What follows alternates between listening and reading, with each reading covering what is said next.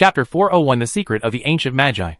The true strength of a magus did not lie in his abilities, or the strength of his spells. The true measure of a magus's strength was his mage tower. Every archmage had to have a mage tower, under whose domain they would be the supreme ruler. Usually these mage towers were tall structures that contained rooms for experiments for the magus inside, as well as some special offensive capabilities as a structure.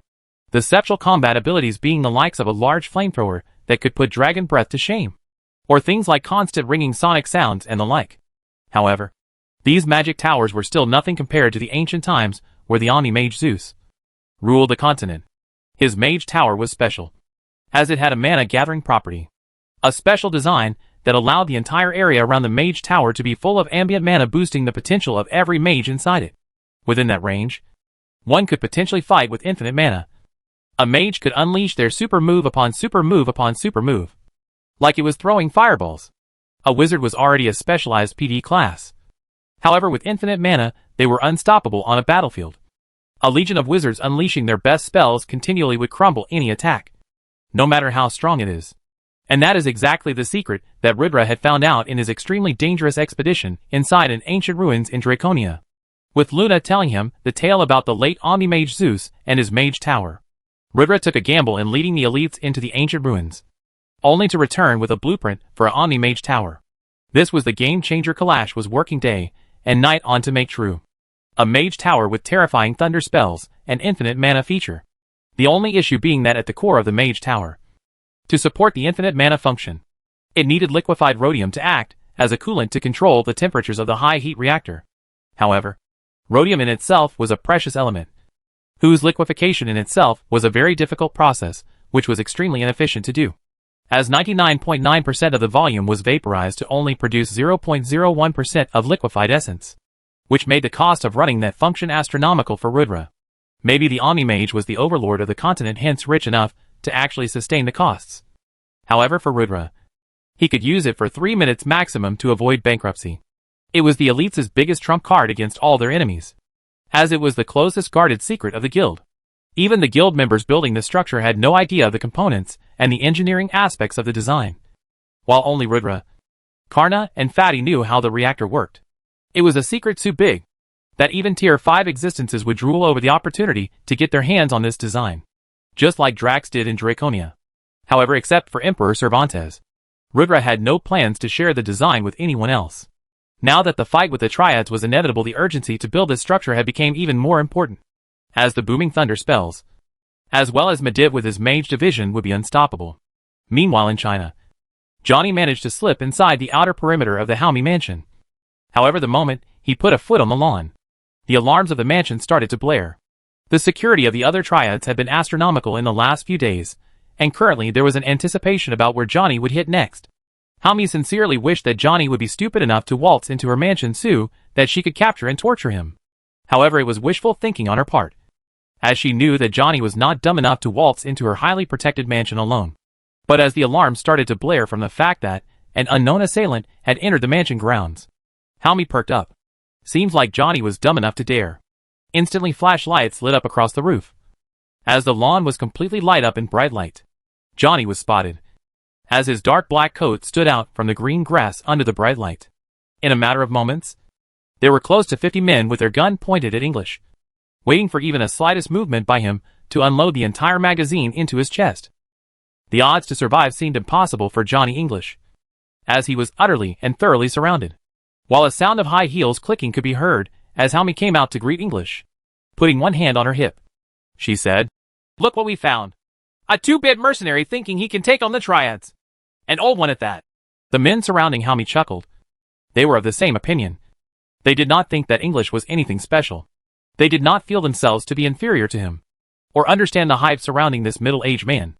Haumi said, Johnny, you have killed a fellow Triad of mine, as well as I absolutely hate your friends and guild as a whole. So there is no chance you walk out of here alive. However, since you have already gotten here, let me torture you for a few days, before you slowly beg me to kill you to alleviate the pain. And me being the merciful woman I am, obliging your request and granting you freedom. How does that sound? Johnny made a weird face, as he slapped his ears twice or thrice, making a confused face as he said, Woman who? Call yourself Grandma B asterisk asterisk asterisk. / special shout out to Fana Sturblich for the 1000 coin gift. To my top fan Cervantes 91 for the 5000 coin castle and to Tickbo for 15,000 coin gashapon. I woke up to see this lovely reception, and I feel extremely motivated and happy. Thank you for that, guys. As with every super gift, today we will have 2 bonus chapters. Hope you all enjoy. / Chapter 402 Beating Impossible Odds. Johnny was completely surrounded. Even the best mathematician, who was lenient in making a mathematical model of the situation here, and calculated the odds of Johnny actually escaping unharmed. It would come close to 0. So close to 0. It was exactly 1 in 1 million. Or 0.0000001%. The very idea of escaping was so ridiculous that everyone present surrounding Johnny were completely sure that he would not try something so foolish. Because the moment Johnny tried to pull something off, he would be pelted by 100 bullets, turning him into a rag doll full of holes. Hence when Johnny called Helmi a B asterisk asterisk asterisk asterisk, everyone thought he was a madman, that his life was forfeit. Helmi just looked blankly at Johnny for a second before her face turned red with anger as she shouted, "Restrain him! I want the bastard alive!" As 4 men quickly charged in towards Johnny. Johnny surveyed his surroundings. As he waited for the right moment as to the men charging at him covered the fire range of the guns. Before in a lightning-fast movement, Johnny threw 4 daggers that pierced the center of the forehead of the 4 men charging. As Johnny caught one of them, before he fell using him as his meat shield, bullets started to rain towards Johnny. As he used the poor dead body as his cover, retreating before the corpse of another dead body, as he used it to create a small double cover. Daggers randomly flew amidst the fire as more and more of Helmi's men bit the bullet. With more men charging towards Johnny, Johnny waited till they were close enough before killing them in a way that they would fall close enough to him to provide cover. Helmi was absolutely livid as she kept hurling insults at her own men and their incompetency. With more and more dead piling, she started to become concerned. Minute by minute, dead bodies piled up, as Johnny literally made a mound of dead bodies as his cover against the fire, until slowly he was able to stand again at full height. Now the game had changed, and Johnny went from prey to predator mode, as he threw them daggers at once pierced 10 necks. After 4 such 10 dagger rounds, there was a temporary vacuum created between Johnny and Helmi, as the reinforcements were 15 seconds away, while there were only 5 men left to protect the boss. Johnny charged at this small group. He wanted to end it right here and now. A scuffle broke out between Johnny and the rest as he had to fight against the best men of Helmi who were extremely trained professionals. They each lasted nearly 3 seconds against Johnny, which was a great feat considering that Noon was ever able to last more than 2 against Johnny in his entire career. Johnny did not anticipate it to turn out this way, as the reinforcements arrived just as he finished the last man protecting Helmi, with loaded rifles pointing at Johnny. He knew he had to retreat or he would die. Although it was regretful he could not really take down an entire mansion full of triad thugs and walk away unscathed. He was human too, and against guns he was powerless. Hence unwillingly Johnny had to step back to avoid the fire of the gunshots. However, he did not go empty-handed. Just as he jumped backwards, his dagger sliced upwards, as although it missed Helmi's neck by mere inches, it sliced her nose off her face clean. A terrifying scream filled the triad mansion as Helmi howled in pain. Her beautiful face was now ruined as Johnny cut her nose off her face. She would now look like Voldemort's twin sister, the way her face was now. Under the heavy fire of triad soldiers, Johnny was barely able to escape the mansion, to be chased into the streets by thousands of thugs. Although he had escaped the mansion alive, he was not free from danger. It was far from it. He was in for a long, long night ahead. But nothing that Johnny English could not handle. Meanwhile in Purple Haze City, Rudra was stroking Furball in the elite's office, as he was wondering about the question of, could his awakened cultivator body handle the recoil from solar beam? The inevitable clash with the triads was only 2 months away, and he might need to use his trump card in the fight if needed. But if it came at the cost of immobilizing him, then it was not worth it.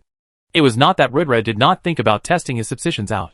Even if he was taken out for a month, it was fine as he would be able to make it back 100% in the war. However, the pain of using it 2 times was still etched into his memory, as his mind absolutely revolted at the very thought of suffering that level of pain again. He could not put himself in that intense suffering again, just on a whimsical test. He just could not. If the moment called for it, he would definitely use it. He was not a spineless coward. However, he definitely was not a masochist who wanted pain without a reason. It was at this moment that a genius idea hit him. The idea was to provide artificial exoskeleton to this arm, to provide the extra support to prevent his bones from brutally breaking. A device that could help him contain the power of the bracelet. But the moment he thought about approaching about this to Fatty, he stopped dead in his tracks. Fatty was already overwhelmed with work thanks to him. And the project he was working on was more important than this. Hence Rudra decided to let it be. He would look for an NPC blacksmith to do the job. In fact, not just any NPC, but the best one of them all. The dwarf smith Ragnar.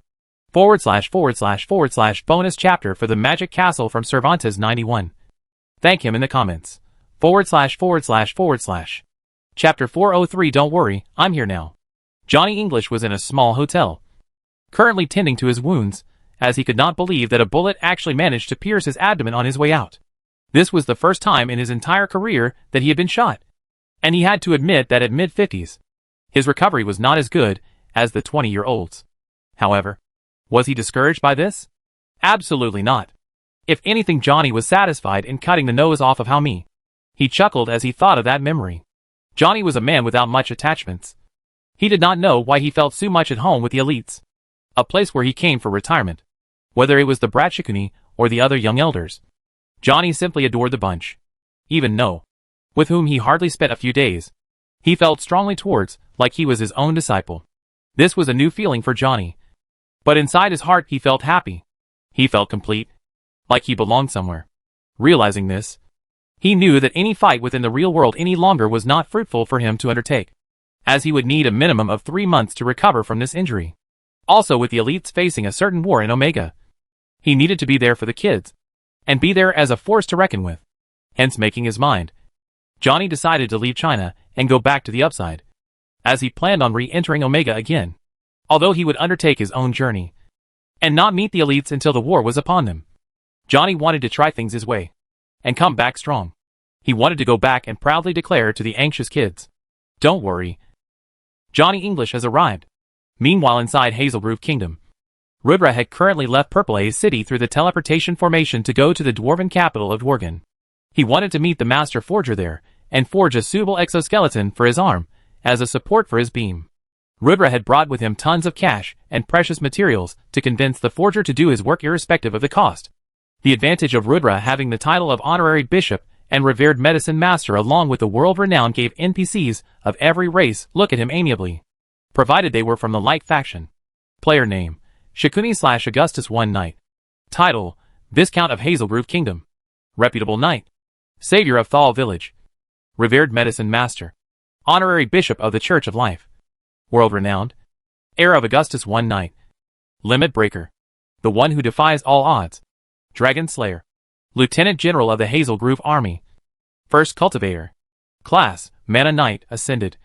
Subclass, Explosion Artist. LVL, 110. Tier 2. Stats. AGI, 1692 Vit, 1692. Int, 1692 STA, 1692. PHY, 1692 Mana, 1691. HP, 239. 000/239. 000. Unassigned stat points, 14. Hidden stats. Luck. Charm. Infamy, Invalid. Status, fully healed from injury. Healthy again. Equipment, Knight Armor Set, LV 75. Lich's Ring. Concealer Mask, not equipped. Retractable Shield, Epic. Sun God's Bracelet, Legendary. Doom Armor, Legendary. Doom Armor, Legendary. Weapons, Wind Cutter Sword. Common Bow. Quiver of Arrows. Excalibur Sword, Replica. Elven Sword, Semi-Legendary. Skills, Darkness Bind. Summon Knight Durahel. Wind Slash. Critical Absorb. Berserk. Darkness Blast. Death Slash. Eyes of Truth. Earthquake. Critical Block. Blink. Stormbringer. Swift Retreat. Illusiony Multi-Sword. Suppression Art. 3-point Stab. Twin Blade Hurricane. Twin Blade Cross Slash. Claymore. Overheard Slash. Solar Restore. Solar Flare. Solar Blast. Solar Descent. Solar Beam. Shadow Doppelgangers. Class-specific skills, Knight's Companion. Knight's Valor. Golden Ratio. Full Counter. Mount, Grey Wolf. Pet, Furball, Divine Nine Tails. Rudra hence was able to communicate with the locals easily, where 99% of the common adventurer folks had trouble doing the same. Soon Rudra received the directions towards the Master Forget's workspace. As Rudra set off towards it, however, midway, there was a large crowd gathered where supposedly a master forger was battling another master forger. Usually, Rudra was not someone to dilly-dally. However, he was intrigued by the things they were forging, as one seemed to make a metal rope-like thingy that Rudra had never seen before. After Rudra's inspection through eyes of truth failed on the item, Rudra's curiosity was piqued as he waited to see what was going on. Rudra noticed that the dwarfs had an extremely ripped upper torso, while their legs were relatively thin, making them have a V-shaped body. Their bulging hand muscles, as their hammers struck the hot metal, would make even bodybuilders hide in shame, as they were extremely ripped and well-defined. One was making a rope-like thing, while the other was making some sort of big bear trap, the kind of which was used to crush the bones of the caught animal. While Rudra could see a lot of structural defects in that piece, to his surprise the rope had none. It was very new for Rudra, who had never seen a perfect structure except for his elven sword and doom armor yet. Even his sun god's bracelet had a single weak spot that was inside the bracelet facing towards his skin. However, there was one nonetheless. However, this rope thingy had none. The crowd watched the contest with great interest, cheering at the most random of hammer strikes that made no sense to Rudra, as he did not understand the fundamentals behind forging. When the crowd suddenly gasped for air, or when they clapped and cheered, he simply blinked dumbfounded. As to him, the stroke where they cheered was the same as the stroke when they did not. 2 hours later, both men were done making their structures, as the judge started to inspect their items. While the judge inspected the items, Rudra inspected the two men. They did not look too different from each other, and Rudra wondered if they were brothers. However, the result of this inspection would return as something Rudra would never expect, as it showed: Bon, Dwarf Prince, LV 230. Bjorn, Dwarf King, LV 320. Rudra stared blankly, completely dumbfounded. What was His Majesty doing on the streets? / bonus chapter for the super gift from Tikbo. Thank you for the patronage. Special shout out to Adrian Harden for the 1000 coin gift. Thank you, brother. / Chapter 404, The King in Disguise. Rudra paid rapt attention to the two contestants now. This was different than what he had expected. He was seeing the king and the prince compete. However, judging from the crowd around him, it did not seem like the people realized this fact. Apparently these two were in disguise, competing in a public competition to have fun and understand the difference between their forging. The prince felt that if the competition took place inside the palace, then 101 out of 100 times the king would win, as none of the subjects were foolish enough to declare the king the loser. Hence he came up with a plan to challenge his father under disguise in a public competition. The theme of this contest was making a trap to capture Scythian Bear, who was known for its high intelligence and strength, making it extremely difficult to capture. And for this both the father and son had made stellar designs. However, to Rudra, the king's craftsmanship of the rope was several levels above the bee trap the prince had made, because of the intricacies in the design. When looking carefully, it appeared like a series of metal wires twisted and turned as if it was a silk fabric, meshed inside one another to provide increased structural strength. However, the surprising thing was the small cuts and pockets that the design has invisible from afar, but could be seen when inspected carefully, that allowed the rope to twist and turn like a thread while being made purely of metal. It was a work of pure genius, that if made into a pressure contract foot trap would make quite a formidable restraint, which will be impossible to break through even by the Scythian Bear. Rudra had never been excited about nerdy stuff like forging, but he genuinely marveled at this piece of engineering. Just like the judges who unanimously declared the king the winner, even the prince, who inspected his father's design, had to admit it was better. So he had no qualms about losing, and took it as a lesson to improve. Rudra was genuinely impressed by the prince's attitude, because usually they were arrogant pricks, cough on cough. Thinking about this for a second, Rudra wondered about the necromancer's whereabouts. But after a while, he let it be. It was just a fleeting thought. However, the biggest gain that Rudra had from this competition was finding out that the king and his son actually operated a smithy under the alias of Smith Brothers, which was currently open for business.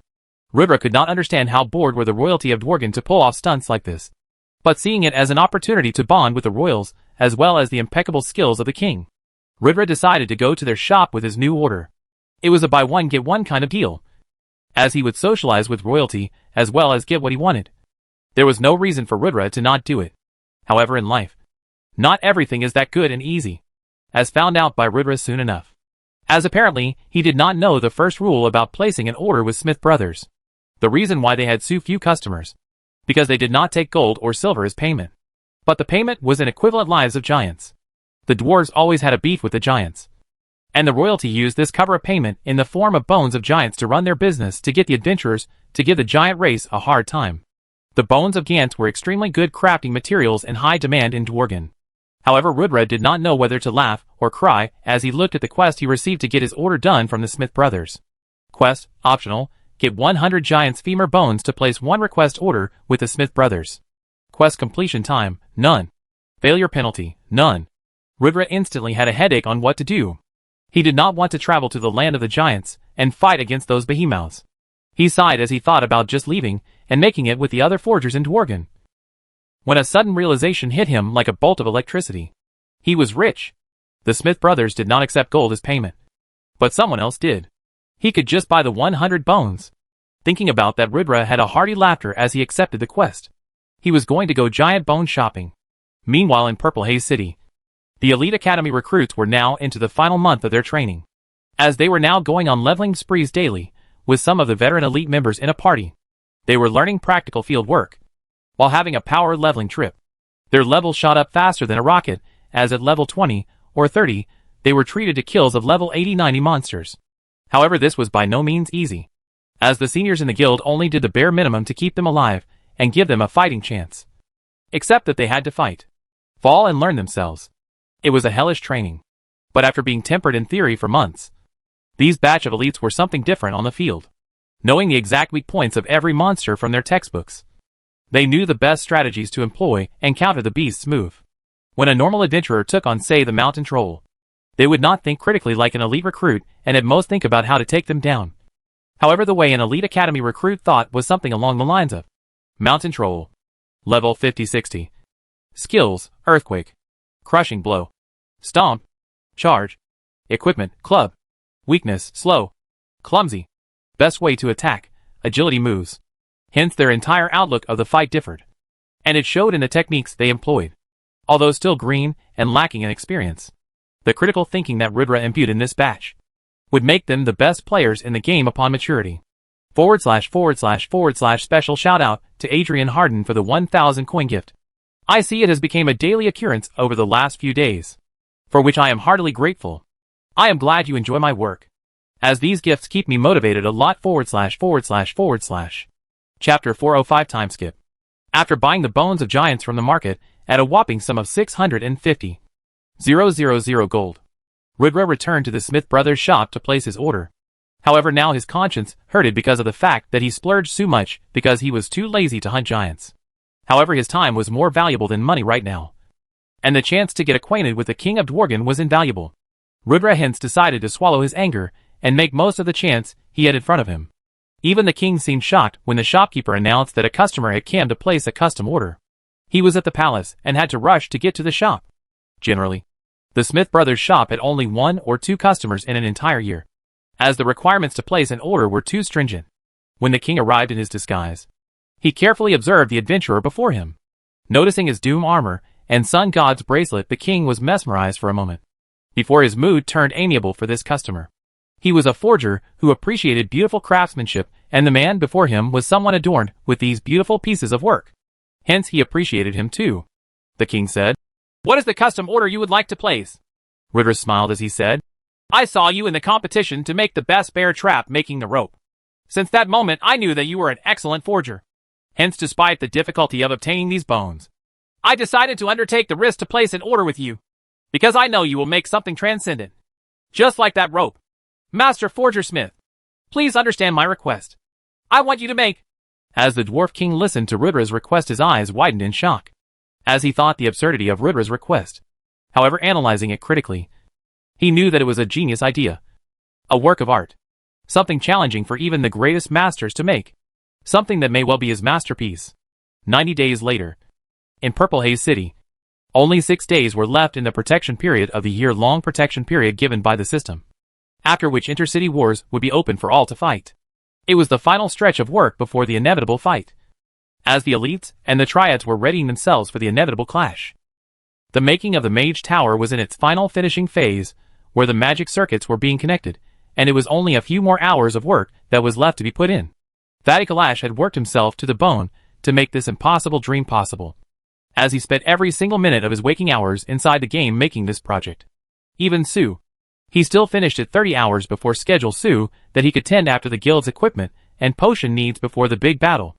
Rudra was truly lucky to have a dedicated team member like Fatty by his side. The elites as a group had a qualitative change in them, as the average level of the elites had touched a whopping 100. Neathwood had apparently broken through the level 120 barrier and was currently undergoing his tier 3 promotion quest, whereas Rudra and Karna were fervently pushing forward to reach that threshold and take theirs as well. It was especially hard for Rudra and Karna to focus on leveling, as even when war did not loom over the guild's heads, they still had to tend to a lot of meetings and solve a lot of guild problems, making them very busy. But with the war over their heads, the duo's workload was exponentially higher. This made having time for leveling very hard. But even Sue, they did not slack off and were on the cusp of reaching level 120. Rudra was currently fighting a level 105 griffin, as he was finally completely in control of his strength as it ascended. Many changes occurred in Rudra's exploration of his skills in the past 2 months, as he understood the changes in himself in battle. The prime example of which was his control over magic. If previously his darkness blast was strong enough to break a boulder, it was now strong enough to blow apart a house. And if before it used stamina as a substitute for mana, now it used mana itself, not affecting Rudra's stamina, having a massive change in Rudra's fighting style, as he could potentially exhaust his mana and still not have to worry about how to fight against his opponents, making his PvE abilities skyrocket. And the secondary change was his reaction time. It just kept getting better and better and better, to the point where Rudra could now catch a diving griffin's beak with his bare hands and break it with his palm force, before it could land a hit on him. Rudra was an absolute monster now, literally an embodiment of one-man army. Who the griffin dead now was finally level 120. Player name, Shakuni/Augustus One Knight. Title, Viscount of Hazelgrove Kingdom. Reputable Knight. Savior of Thal Village. Revered Medicine Master. Honorary Bishop of the Church of Life. World-renowned. Heir of Augustus One Knight. Limit Breaker. The one who defies all odds. Dragon Slayer. Lieutenant General of the Hazelgrove Army. First Cultivator. Class, Mana Knight, Ascended. Subclass, Explosion Artist. LVL, 120. Tier 2. Stats. AGI, 1792 Vit, 1792. Int, 1792 STA, 1792. PHY, 1792 Mana, 1791. HP, 259. 000/259. 000. Unassigned stat points, 14. Hidden stats. Luck. Charm. Infamy, invalid.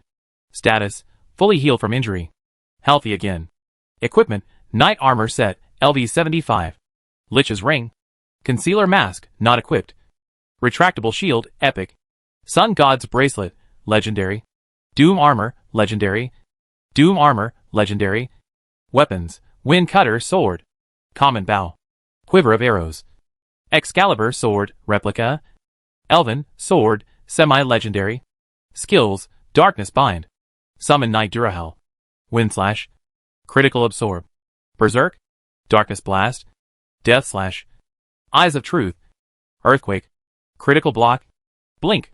Stormbringer. Swift Retreat. Illusiony Multi-Sword. Suppression Art. 3-point Stab. Twin Blade Hurricane. Twin Blade Cross Slash. Claymore. Overheard Slash. Solar Restore. Solar Flare. Solar Blast. Solar Descent. Solar Beam. Shadow Doppelgangers. Class-specific skills, Knight's Companion. Knight's Valor. Golden Ratio. Full Counter. Mount, Grey Wolf. Pet, Furball, Divine Nine Tails. Rudra smiled. He was finally level 120, and had the qualifications for attempting the tier promotion quest.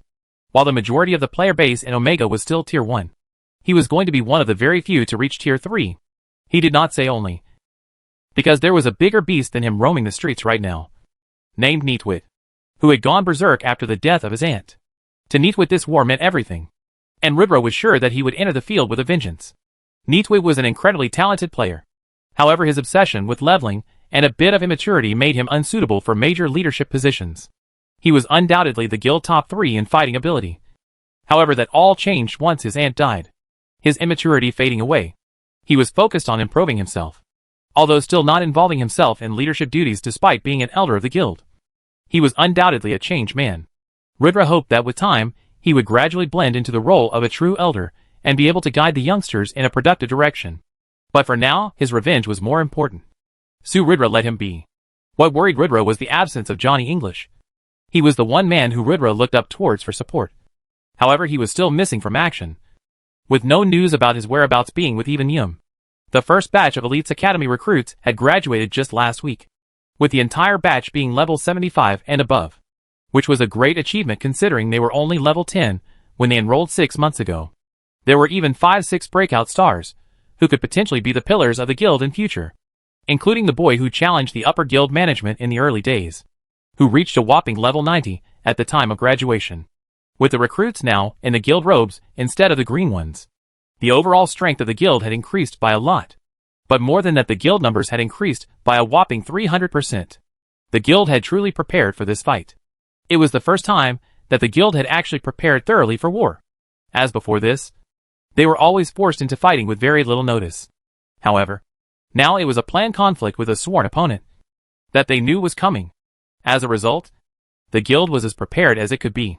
And the guild leader had one last stop to make before he was ready, which was promote himself to Tier 3. Rudra knew that although he was attempting this Tier 3 promotion under a tight schedule, there was no scope for not getting a SSS assessment, as his entire future depended on it, which he could not screw up for a war.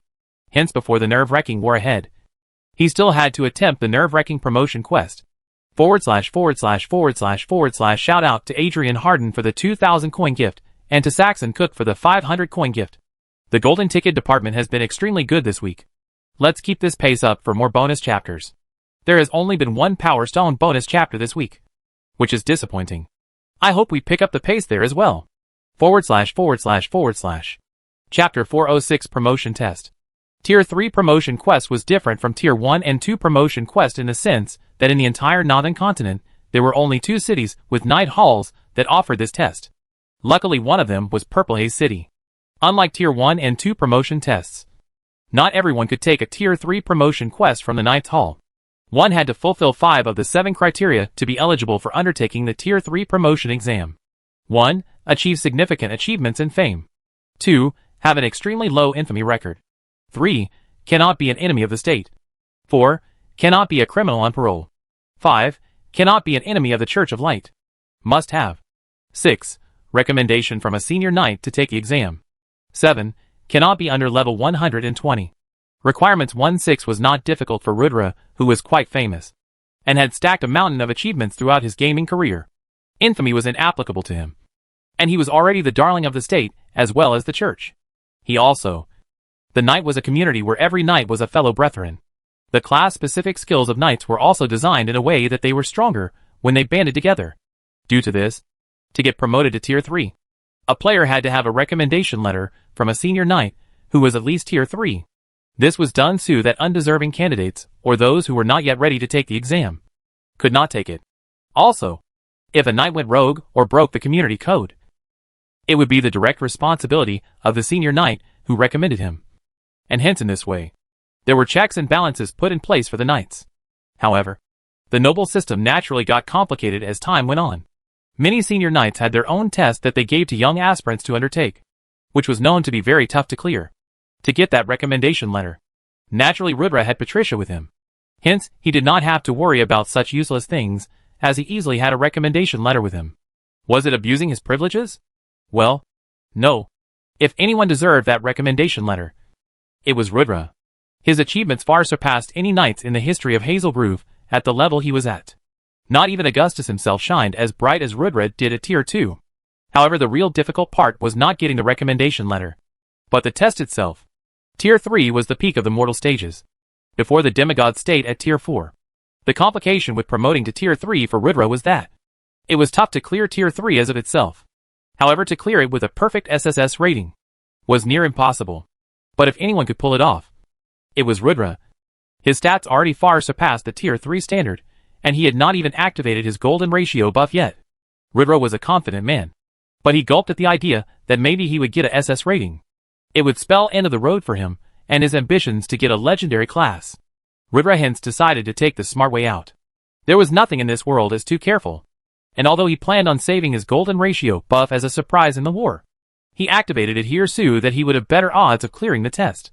Player name, Shikuni/Augustus 1 Knight. Title, Viscount of Hazelgrove Kingdom. Reputable Knight. Savior of Thal Village. Revered Medicine Master. Honorary Bishop of the Church of Life. World-renowned. Heir of Augustus 1 Knight. Limit Breaker. The one who defies all odds. Dragon Slayer. Lieutenant General of the Hazelgrove Army.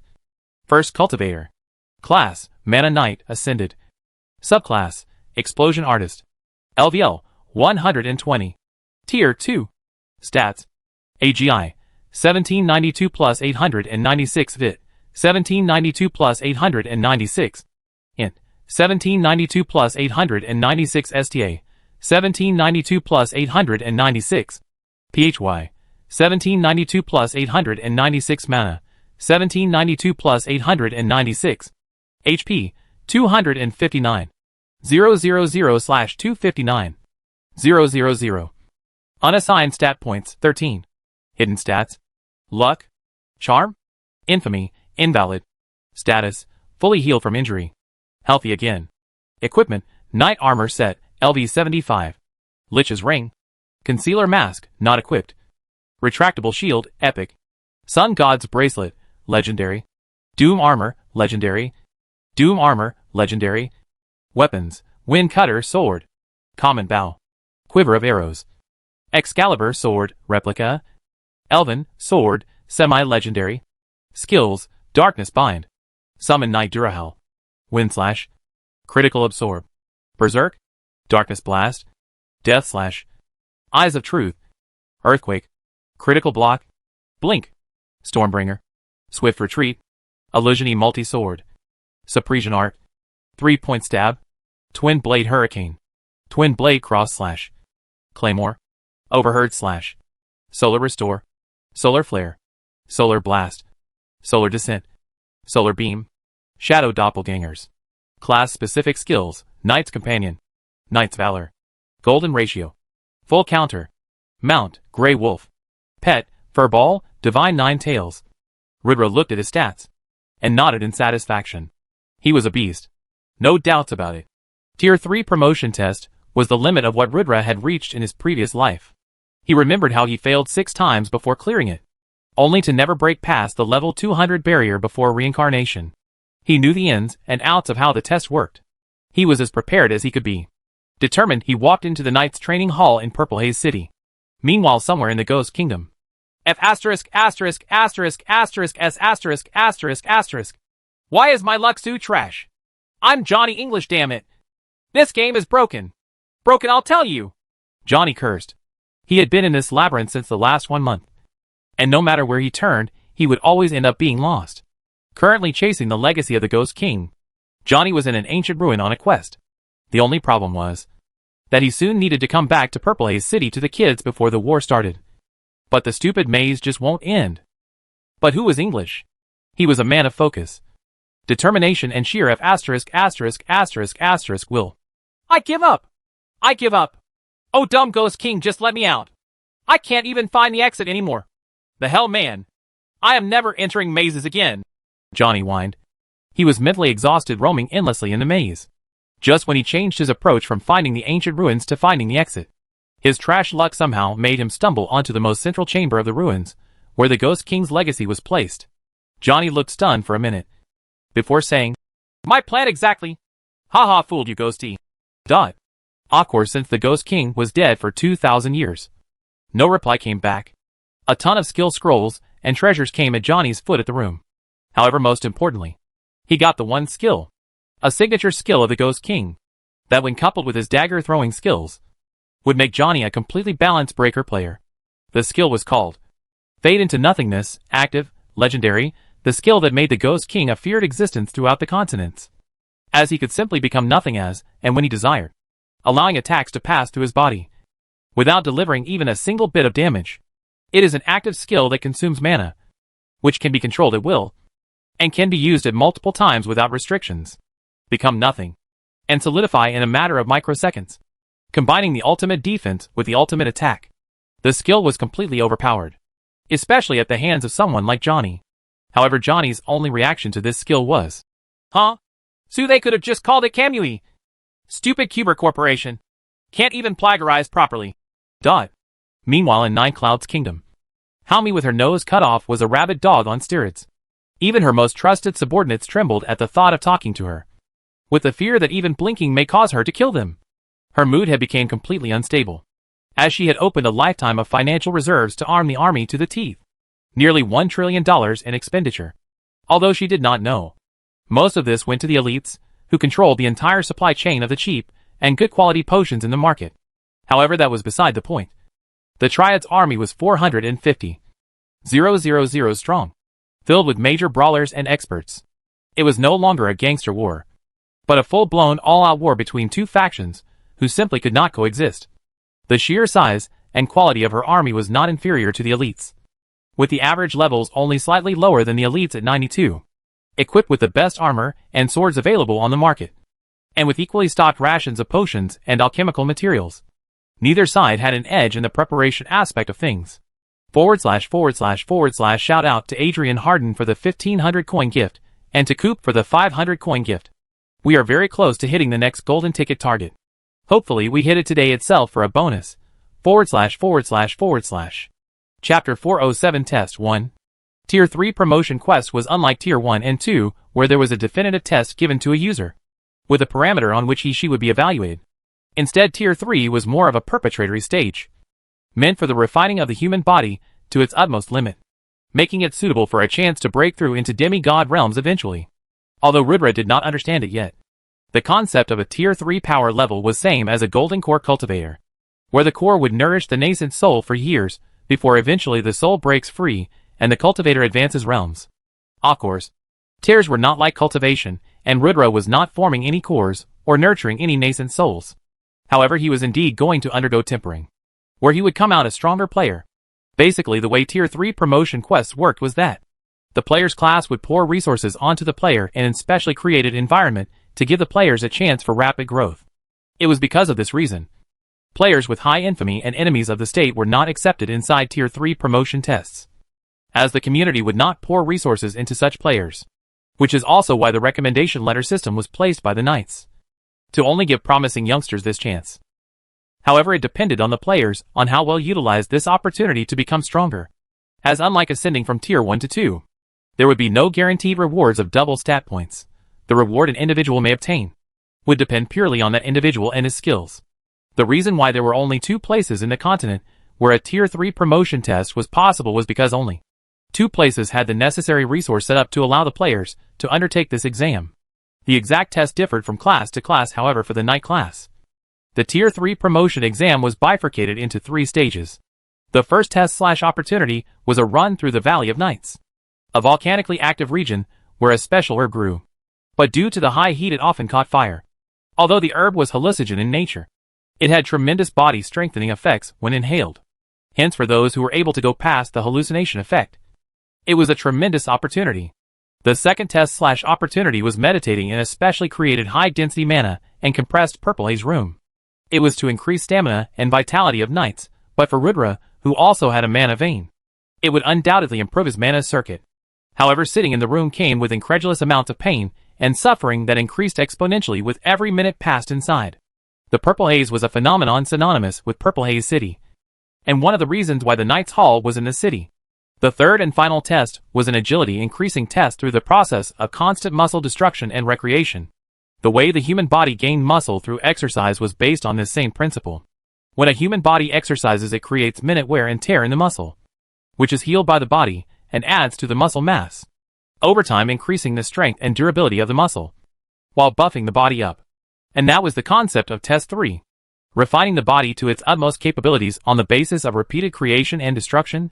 For a player to complete the Tier 3 promotion quest successfully, they needed to successfully clear all 3 stages by the benchmark that the class had set as the minimum level acceptable for passing, failing in any one resulting in an overall failure.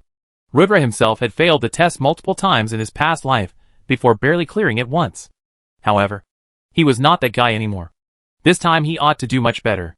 The only question was, can he do it perfectly? Meanwhile, in Ghost Kingdom, Adam frowned as he said, Do you want me to spy on my sponsor and betray my brother guild? Halmy chuckled, as she said, Stop playing innocent, Adam boy. It's not logical that Ethan would let his small toy guild be torn apart by the Triads. He must have ordered you for giving them backup. Although I hate the elites, I acknowledge the power of your super guild. It's not something I want to be on my enemy's side. So let's make a deal here. Adam scratched his head, because he genuinely had no help requests from either Ethan or Ridra. So he said, Ugh. What do you want? Halmy said, Simple. Just don't rally your troops to help the elites and watch from the sidelines. I know that they have built a massive teleportation array in Purple Haze, and you guys can teleport there in a matter of minutes. But don't. I will pay you handsomely for that. Adam scratched his nose, something that irked the noseless Jaime a lot, before saying, Alright, I agree. Halmy smiled. Her job here was done. She was sure that with one more ally the elites turned into a neutral party, she was one step closer to achieving her goal of crushing those pests. Little did she know that the elites needed Noon's help to decimate her forces, as they themselves were more than enough. Since Adam did not get any help requests anyway, he did not mind free money. If he was indeed asked to help, he was sure that boss Ethan would pay more than whatever the B** would pay him to not help. Hence, he was not going to lose out anyway. Adam was a man who never rejected money that came his way. And this one just literally jumped into his lap.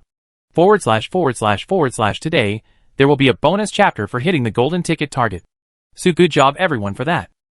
Also special shout out to Adrian Harden for the 1000 coin gift, and to ConCon459 for the 500 coin gift. // Chapter 408 Test 2. Ridra gave in his recommendation letter to the attendant at the Knight's Hall, who raised an eyebrow and reread it carefully, before leaving her position to inquire about two critical details about the person holding the letter. One letter was sent to the palace, while the other was sent to the church to approve this man taking the tier promotion test. Only when both of those tests came back as positive did they allow Ridra into the primary testing room, where there was a crystal orb placed to reveal Ridra's stats and titles. The examiner was left stunned seeing the long list of titles under Ridra's name. As for his level, as it was 120, there was no objections. The examiner passed Ridra from the primary screening, allowing him to undertake the Tier 3 promotion test. Ridra was sure that his qualifications were more than sufficient, hence, he was not worried about the primary screening at all. Whereas the first test bothered him a bit. The Valley of Knights was a restricted zone that could only be accessed from the Knights Training Hall. After a 1.2 kilometers hike, the entire trail was heavily protected by Senior Knight, and only authorized personnel were given entry. Ridra was walking alongside the examiner, wearing a green amulet suggesting that he was examinee. As Ridra kept approaching the Knight's Valley, his heart kept beating faster and faster. The slope was quite steep to reach the damn valley, and there was a thick smog from water vapor evaporation in the area. Ridra felt like he was taking a steam bath, as all the pores in his skin opened up due to the hot steam. But it was only going to increase even more as he descended. After a while the examiner stopped, when a sign that said Magma Trail arrived at the side of the road. The examiner said, Hopefully you clear the entire trail, and meet me on the other side. Should you faint before the passing threshold, you will be failed. Should you faint after crossing the threshold, the protection in your amulet will activate itself and teleport you back to the Knight's Hall. Good luck, adventurer. Ridra understood that for a SSS rating, his only option was to clear this trail. There was no option of fainting at even 99% completion. Hence, stealing his resolve, he walked into the foggy trail. Magma Trail was quite literally a trail over magma, as a river of magma flowed 200 meters below where Ridra walked on a special kind of heat-resistant wood. The temperature was scorching hot, so much so that the air around Ridra seemed to refract light due to changes in density of air. However, the real challenge began when a fruity smell entered Ridra's nose, jolting his mind awake. Sindel marijuana, a hallucinogen who has many benefits for body strengthening when inhaled. Known to only grow in volcanic regions, it is extremely rare to find one, and even riskier to harvest. In case the air around him was not an illusion in and of itself, the drug also entered the air to make him suffer. Ridra, who already had trouble walking the suspending bridge, slowly started to lose sense of balance. As more and more smoke was inhaled, Ridra went from worse to miserable. As a drug-free man in real life, his tolerance to such hallucinogens was non-existent. Neither did he have the experience on how to deal with such situations. As a result, Ridra kept clutching his head in headache, as if cutting off the blood supply to his head would rid him of the splitting headache. However, this could not affect his resolve even one bit, as despite the headache, His speed in traversing the bridge never dropped. The foggy atmosphere gave Rudra only a visibility of 5 meters in normal, 50 with eyes of truth. Yet no matter how much he walked or how far he looked, there was not even a slightest hope of seeing the end of the trail. Little by little Rudra could feel that his lungs were absorbing the synthetic marijuana in his bloodstream, as his body started to profusely sweat, as his blood was being refined. 5 minutes, 10 minutes, 15 minutes Rudra kept walking and walking, through sheer will alone. However, slowly yet surely, his eyes started to close shut, as the overdose was making his brain undergo forced shutdown. His thought process started to slow, as he started to hallucinate, unable to differentiate between real and fake. Rudra did not know it. However, he had barely covered 30% of the trail yet, not even the 35% standard set by the Institute for passing. He was in a tough situation, as the going had gotten tough for the leader of the elites. Meanwhile, in the swordsman class promotion quest, Neatwit slayed his final opponent, as he completed the final phase of his tier promotion exam. A system notification rang, informing him he was now a tier 3 player, and the first one in the continent to achieve this feat at that. He was heavily panting. However, his usual smile was missing today, as his mind was focused on the coming war. He was not interested in the fame. He only wanted the corresponding skill selection option, as he wanted to choose a new class-specific skill to become even stronger than before. How me and Mithun and Bonnie dared to kill his mother like step aunt. Hence, he needed to avenge her death, as to calm the rage of the departed soul. Neatwit coldly looked at all the options available, and selected the skill with the maximum attack power. Useful for PvE. A tier 3 player had emerged inside the elites, the only one in the continent. Yet, / bonus chapter for hitting the golden ticket target. Good job, guys. We are only 500 power stones away from the target for PS bonus 2. So let's make it happen ASAP. / Chapter 409 Things Going South. Haomi was absolutely hell-bent on perfecting her revenge plan on the elites, while learning from her past experience of allying with Mithun and Bonnie. She understood that the enemy of an enemy is a friend.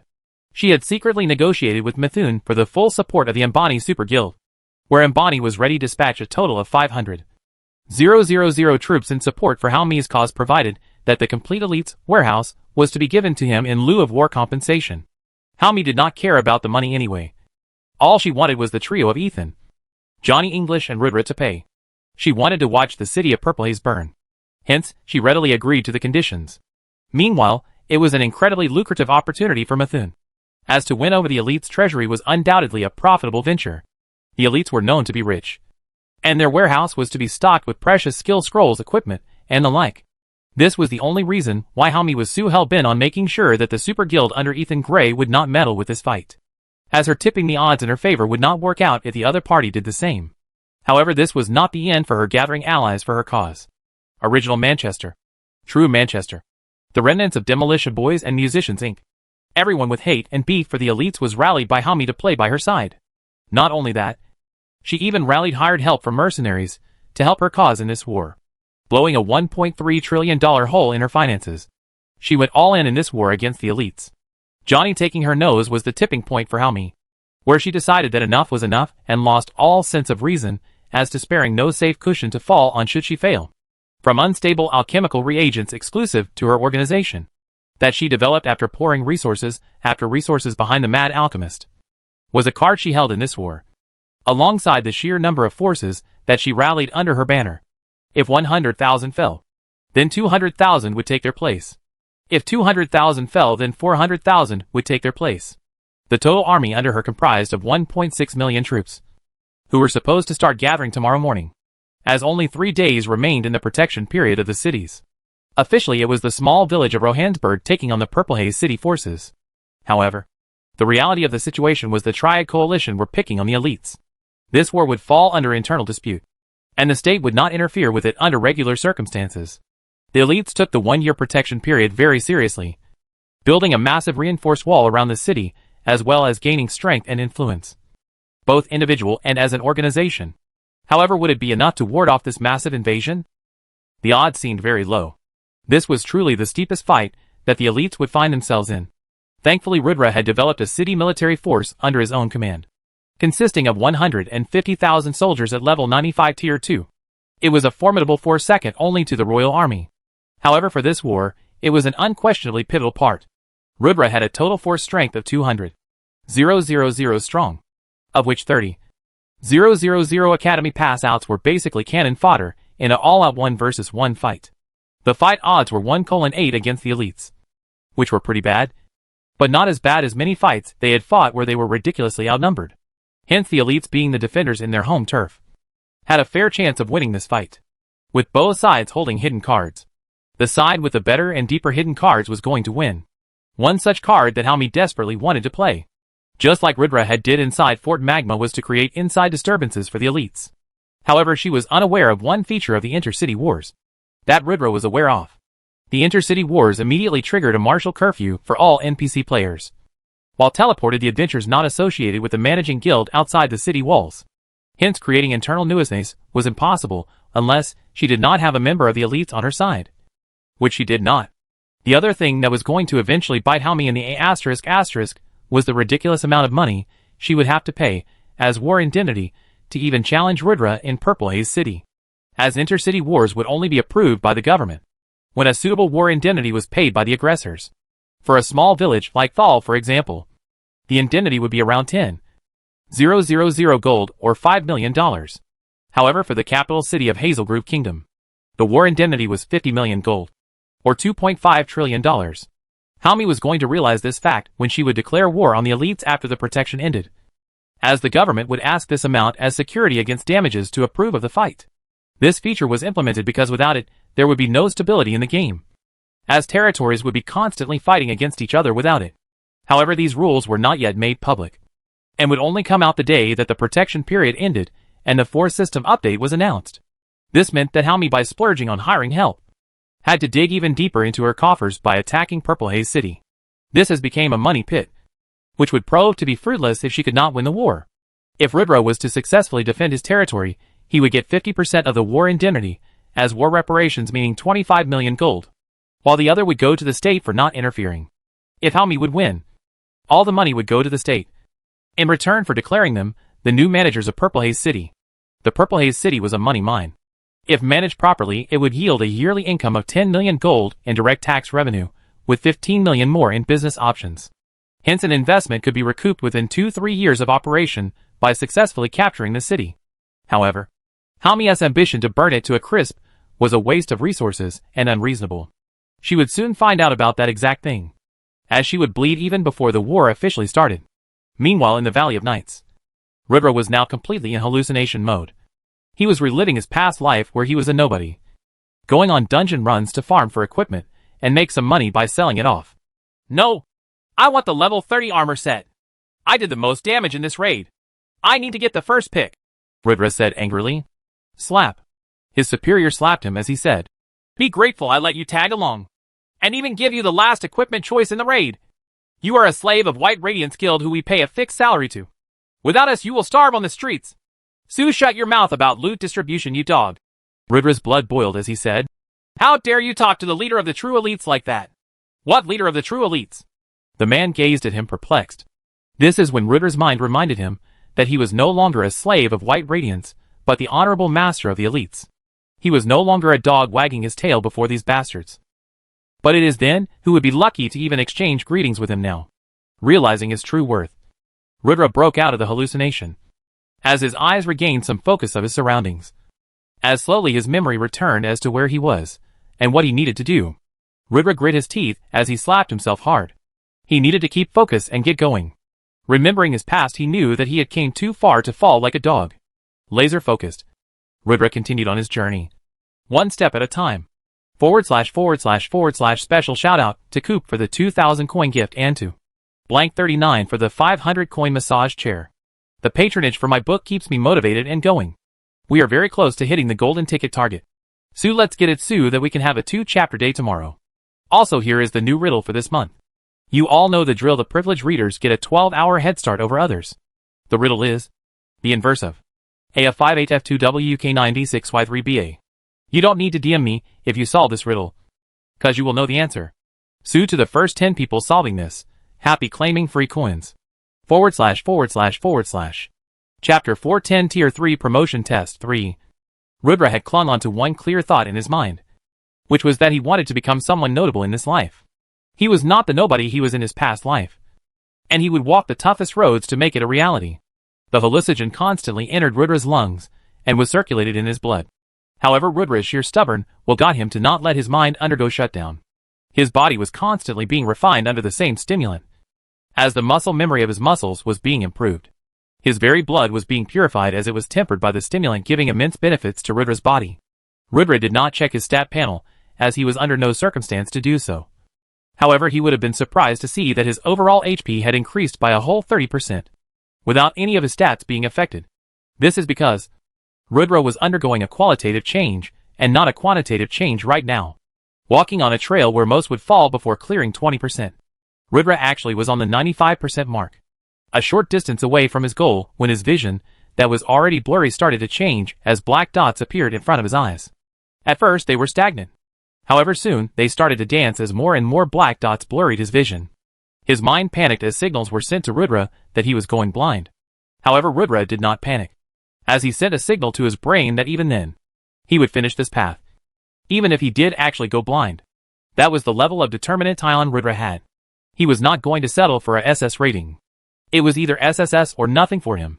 Even with his vision blacked out, and his ears losing his sense of balance, Rudra sprawled on the ground and started to crawl his way by digging his nails in the ground towards his destination, until a faint sound entered his brain. He did not know whether or not it was a hallucination. As it said, "Congratulations, Knight, on clearing the first stage." Rudra blacked out. Meanwhile, in Purple Haze City, in Rudra's absence, Karna was the guild's de facto leader, who was incredibly busy with work these days, as it was the final stretch before the war. Seen constantly near the city walls, Karna was under the process of secretly installing the dragon flamethrowers and other secret weapons in the walls of Purple Haze City. There were a lot of eyes on what he was doing right now. Hence, it was a very tedious task to do it in a way that it was obscured from public eye. Because one thing that he absolutely did not want was the guild secrets to be leaked to the enemy. Their trump cards would no longer be trump cards. If the enemy had time to prepare on how to counter them and come up with a plan, the surprise element was a big part of utilizing it efficiently. Hence, his job currently was a very crucial one that he could only entrust to himself. Well, to be honest, his job was easier than Fatty Kalash's job. To bring the Mage Tower underground under the Elite's Guild Hall to the surface, without half the city knowing that it happened. The techniques to be used to elevate the massive Mage Tower to the surface were going to make noise. And a lot of it. So much so that they would be lucky if the royal army did not come knocking on their doorsteps. However, Rudra before leaving had already given an instruction regarding this event to Fatty, that the elites were testing new bomb technology.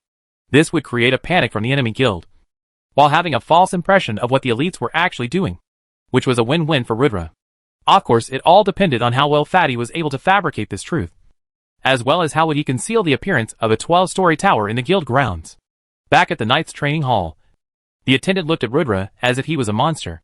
In the entire history of Hazelgrove Kingdom, there were only 2 individuals to have ever completed the entire Night Valley Trail, and now Rudra was the third. The attendant immediately knew that this kid was special.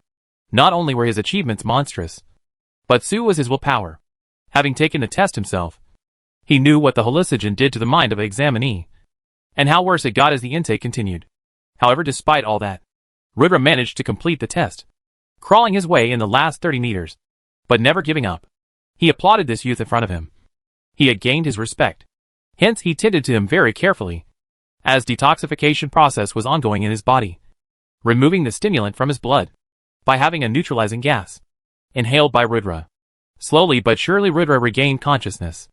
As he opened his eyes with all sorts of spots dancing, he could roughly see a man standing before him. As his vision slowly cleared up, the first thing Rudra did when his vision cleared was to ask the examiner, "How far did I go?" His heart was beating rapidly, as he was not sure if he completed the trail. He knew he did enough to pass it. But could he complete it? Only when the man said, "You completed it," did Rudra lay back down and sigh in relief. A tear dropped from his eye, as he just wanted to soak in the moment. He did it. Against all the suffering and pain. He did it. The hope to get a legendary class was still alive. He was not out of the race yet. Only then did Rudra check his system panel. Player name, Shakuni/Augustus 1 Knight. Title, Viscount of Hazelgrove Kingdom. Reputable Knight. Savior of Thal Village. Revered Medicine Master. Honorary Bishop of the Church of Life. World-renowned. Heir of Augustus One Knight. Limit Breaker. The one who defies all odds. Dragon Slayer. Lieutenant General of the Hazel Grove Army. First Cultivator. Class, Mana Knight, Ascended. Subclass, Explosion Artist. LVL, 120. Tier 2. Stats. AGI, 1792 plus 896 VIT, 1792 plus 896. Int, 1792 plus 896 STA, 1792 plus 896. PHY, 1792 plus 896 Mana, 1792 plus 896. HP, 359. 000/359. 000. Unassigned stat points, 13. Hidden stats. Luck. Charm. Infamy, invalid. Status, fully healed from injury. Healthy again. Equipment, Knight Armor Set, LV 75. Lich's Ring. Concealer Mask, not equipped. Retractable Shield, epic. Sun God's Bracelet, legendary. Doom Armor, legendary. Doom Armor, legendary. Weapons, Wind Cutter Sword. Common Bow. Quiver of Arrows. Excalibur Sword, replica. Elven Sword, semi-legendary. Skills, Darkness Bind. Summon Knight Durahel. Wind Slash. Critical Absorb. Berserk. Darkness Blast. Death Slash. Eyes of Truth. Earthquake. Critical Block. Blink. Stormbringer. Swift Retreat. Illusiony Multi-Sword. Suppression Art. 3-point Stab. Twin Blade Hurricane. Twin Blade Cross Slash. Claymore. Overheard Slash. Solar Restore. Solar Flare. Solar Blast. Solar Descent. Solar Beam. Shadow Doppelgangers. Class-specific skills, Knight's Companion. Knight's Valor. Golden Ratio. Full Counter. Mount, Grey Wolf. Pet, Furball, Divine Nine Tails. Rudra immediately noticed that his HP went up by 100,000 points. From his previous 259,000, which was a massive increase that would benefit him immensely. Rudra was extremely happy to see that he gained so much from this suffering. The last time he took the Tier 3 promotion exam, his gains were quite minimal, incomparable to what he had right now. Although this achievement in and of itself was nothing big, but for Rudra, it was a massive confidence boost. He was unsure of whether or not he would be able to make it. However, powering through all the hardships and achieving his goal had given him a major confidence boost. Having newfound faith in his willpower, he was ready to take on the next challenge head-on. He would recoup for a while, to get back to 100% before trying the second stage of his Tier 3 promotion test. Meanwhile in Nightcloud's kingdom, Haomi was currently in a high-level meeting where all the faction leaders, who had allied for the cause of taking down the elites, were discussing the best battle plan. The wall was solid, and Haomi did not have an opportunity to test whether the alchemical reagent would be able to blow up a hole in the wall that Rudra had built. For the numbers advantage of the attacking forces to come into play, it was imperative that the wall fell. It was as simple as that. With the wall falling, it was game over for Rudra and company. Haomi had tested blowing up walls made of stone, where her alchemical reagent was very effective. However, she had not tested it on the walls of Purple Haze City, hence could not be sure about how it would fare. The wall around Purple Haze City was built with reinforced concrete, which was not the average stone wall, as the bricks itself were many times stronger, while the cement bonded them into an impregnable defense. The elites had also used iron bars as core, as iron rods held the wall together upright, giving structural support. Even the gates of the city were made with pure molten steel, and studded with 15-inch spikes. So ramming a hole through it was very difficult. However, with lack of information on how strong the wall was exactly, the strategy made by the Triad Coalition was that the north gate and the east wall would be attacked, and the first area to get an opening would be the point from where all troops would enter from. More complicated strategy was later discussed as war calls and coordination and command chain was set up. However, the entire plan hanged in the balance of one thing. That is, the wall must fall. // Guys, we are only 5 golden tickets away from the bonus target. Hopefully we hit it soon, so that we can have a chapter today itself. // Chapter 411 Tier 3 Promotion Test 4. The second test in the Tier 3 promotion exam was to meditate in a high mana density room with compressed purple haze. It was the easiest part of the Tier 3 promotion test. However, it was equally hard to get a perfect rating in this test, as the parameter to get a perfect rating was to open the mana stat. However, Rudra did not have to worry about this at all. as he had already opened the mana circuit in his body when he became an Ascended. Hence, he was walking in the tests with a guaranteed perfect rating. Even so, this was an opportunity for him to immensely improve himself, as the room contained high-density mana which when circulated properly would strengthen the walls of his mana circuit, making it sturdy and capable of sustaining high-level magic. Hence Rudra sat in the meditation room and started absorbing the mana around him. This is when a weird phenomenon started to happen. The walls of the room started to glow in a pattern under the purple haze, as a pathway was shown shining inside the human body. As the purple haze shined in a particular pathway again and again, Rudra was perplexed by this phenomenon, as he should be, as the pattern on the wall would only activate when the mana density in the room started to fall, which was only possible when someone absorbed it, i.e., a knight unlocked the mana stat. The pattern on the wall was actually a cultivation technique on how to circulate mana inside the human body. It took Rudra a few minutes to understand the path, but slowly he started to circulate the mana inside his body in accordance to the diagram shining in front of him. Little did he know that this was his first step into the journey of cultivation, as what he was currently doing was the cultivation technique of gold rank called 9-point circulation technique, practiced by the Taoist practitioners in ancient China. It was a technique lost in the sands of time. The benefits of practicing it daily were immense. Rudra slowly found rhythm in circulating the mana in his body, as he derived pleasure after every circulation. It almost felt like he had just finished ejaculating, as his body felt fresh and endorphins were released. It was the same feeling as when one leveled up. However, while the level up feeling was brief, this was a more consistent hit. Rudra felt engrossed in his mana circulation as it felt too good to stop. That was exactly why people became cultivation maniacs in ancient times, going in seclusion for years, as it felt just too damn good to quit. Rudra was rapidly absorbing the mana in the room, as the process was immensely aided and accelerated by the purple haze in the room, which was a rare cultivation treasure. This room was made with the purpose of helping those who had not yet ascended to start on the path of cultivation. This is where the Cuber Corporation actually expected players to break through. Unlike Rudra's untimely and unexpected breakthrough while training with Luna, Rudra, being an Ascended, actually benefited even more than normal people, as he broke through minor realms of cultivation consequently while cultivating this technique, along with his increased muscle memory during the first test. The process of mana circulation had now become a memory to Rudra that he would never forget. He no longer needed to refer the path of circulation, as he knew it by heart, increasing the speed of one cycle significantly. His mana quality saw an increase, as well as the capacity of his circuit to take mana load. Although Rudra did not know this yet, he was now strong enough to handle the power of Sun God's bracelet, as his body would be able to sustain the pressure of the attack. He had immense real-life benefits by breaking through here in-game, as his body became stronger and sharper, while his real lifespan saw a dramatic increase, as his body's natural aging process saw a massive decline as his cultivation increased.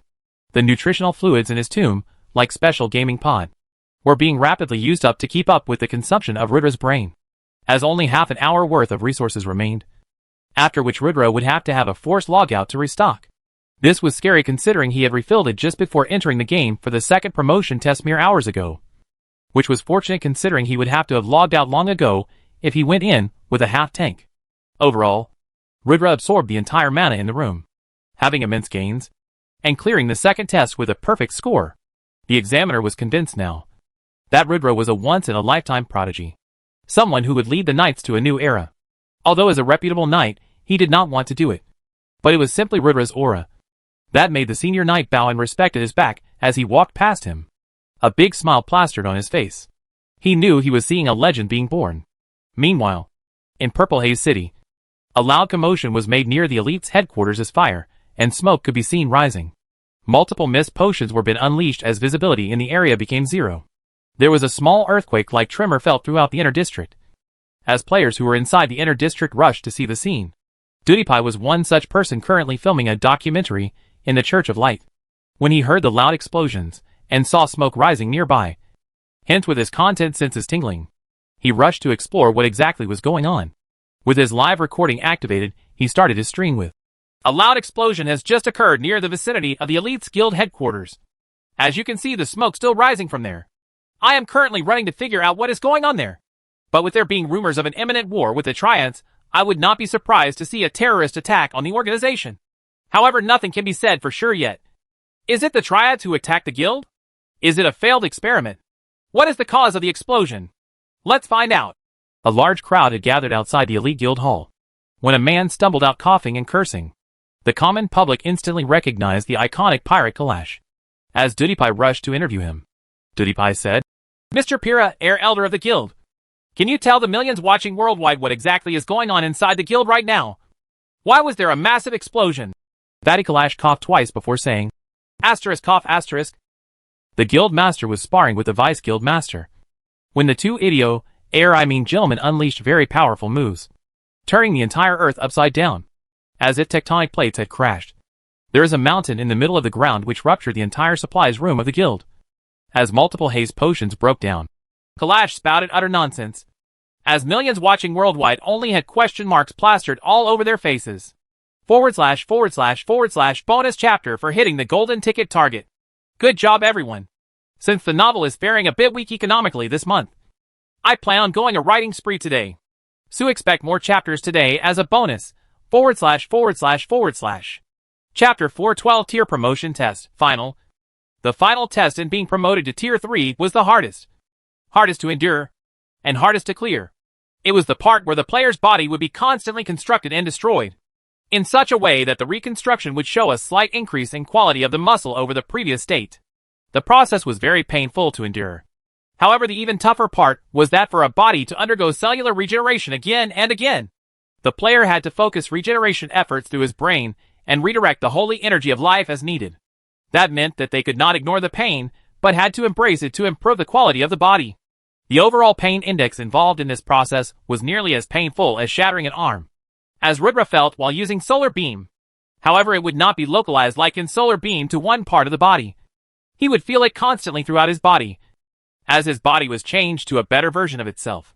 With the same muscle per square centimeter, Rudra would be at least 3-4 times stronger, as the muscle would gain more elasticity and flexibility.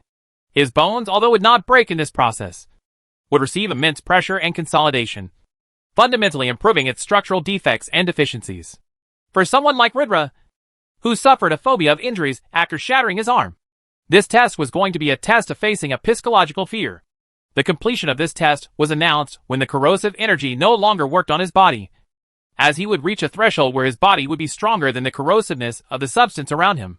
For this test, 64 Tier 3 priests from the Church of Light would man an array, constantly supplying a steady stream of divine healing energy to the examinee to be healed. This was also a big reason why people not approved by the Church of Light could not take the tier promotion exam, as without the priests from the church, Test 3 was not possible. Naturally, with Rudra's status within the church, Cardinal Lee dispatched the best priests of the entire church to support his cause, with clear instructions to help Rudra to their best limits. This is an advantage that Rudra possessed that most people did not. For gaining the same benefits as Rudra, an average player needed to build fame and reputation points with the Church of Light. It took months to years of hard work and doing tons of quests just to get an approval from one organization, much from the state, the church, as well as a letter of recommendation from a senior knight. Even when the majority player base did reach level 120 threshold, they would still take another year or two just to step into Tier 3. It was simply that difficult. Hence, it was safe to say that if Rudra jumped to Tier 3, it would be a massive achievement for him that would put him a notch above the majority player base for life. In the 2 years that they would take to reach Tier 3, he would have already broken into Tier 4 and into the demigod realm, where only a select few players would ever be able to enter, let alone legendary classes, who would be as low as being able to count on one hand. Hence Rudra was determined to do his best, and make the best of this opportunity before him to improve as well as get promoted. He took a deep breath as he walked towards the center of the array where a boiling bulk liquid tub was placed.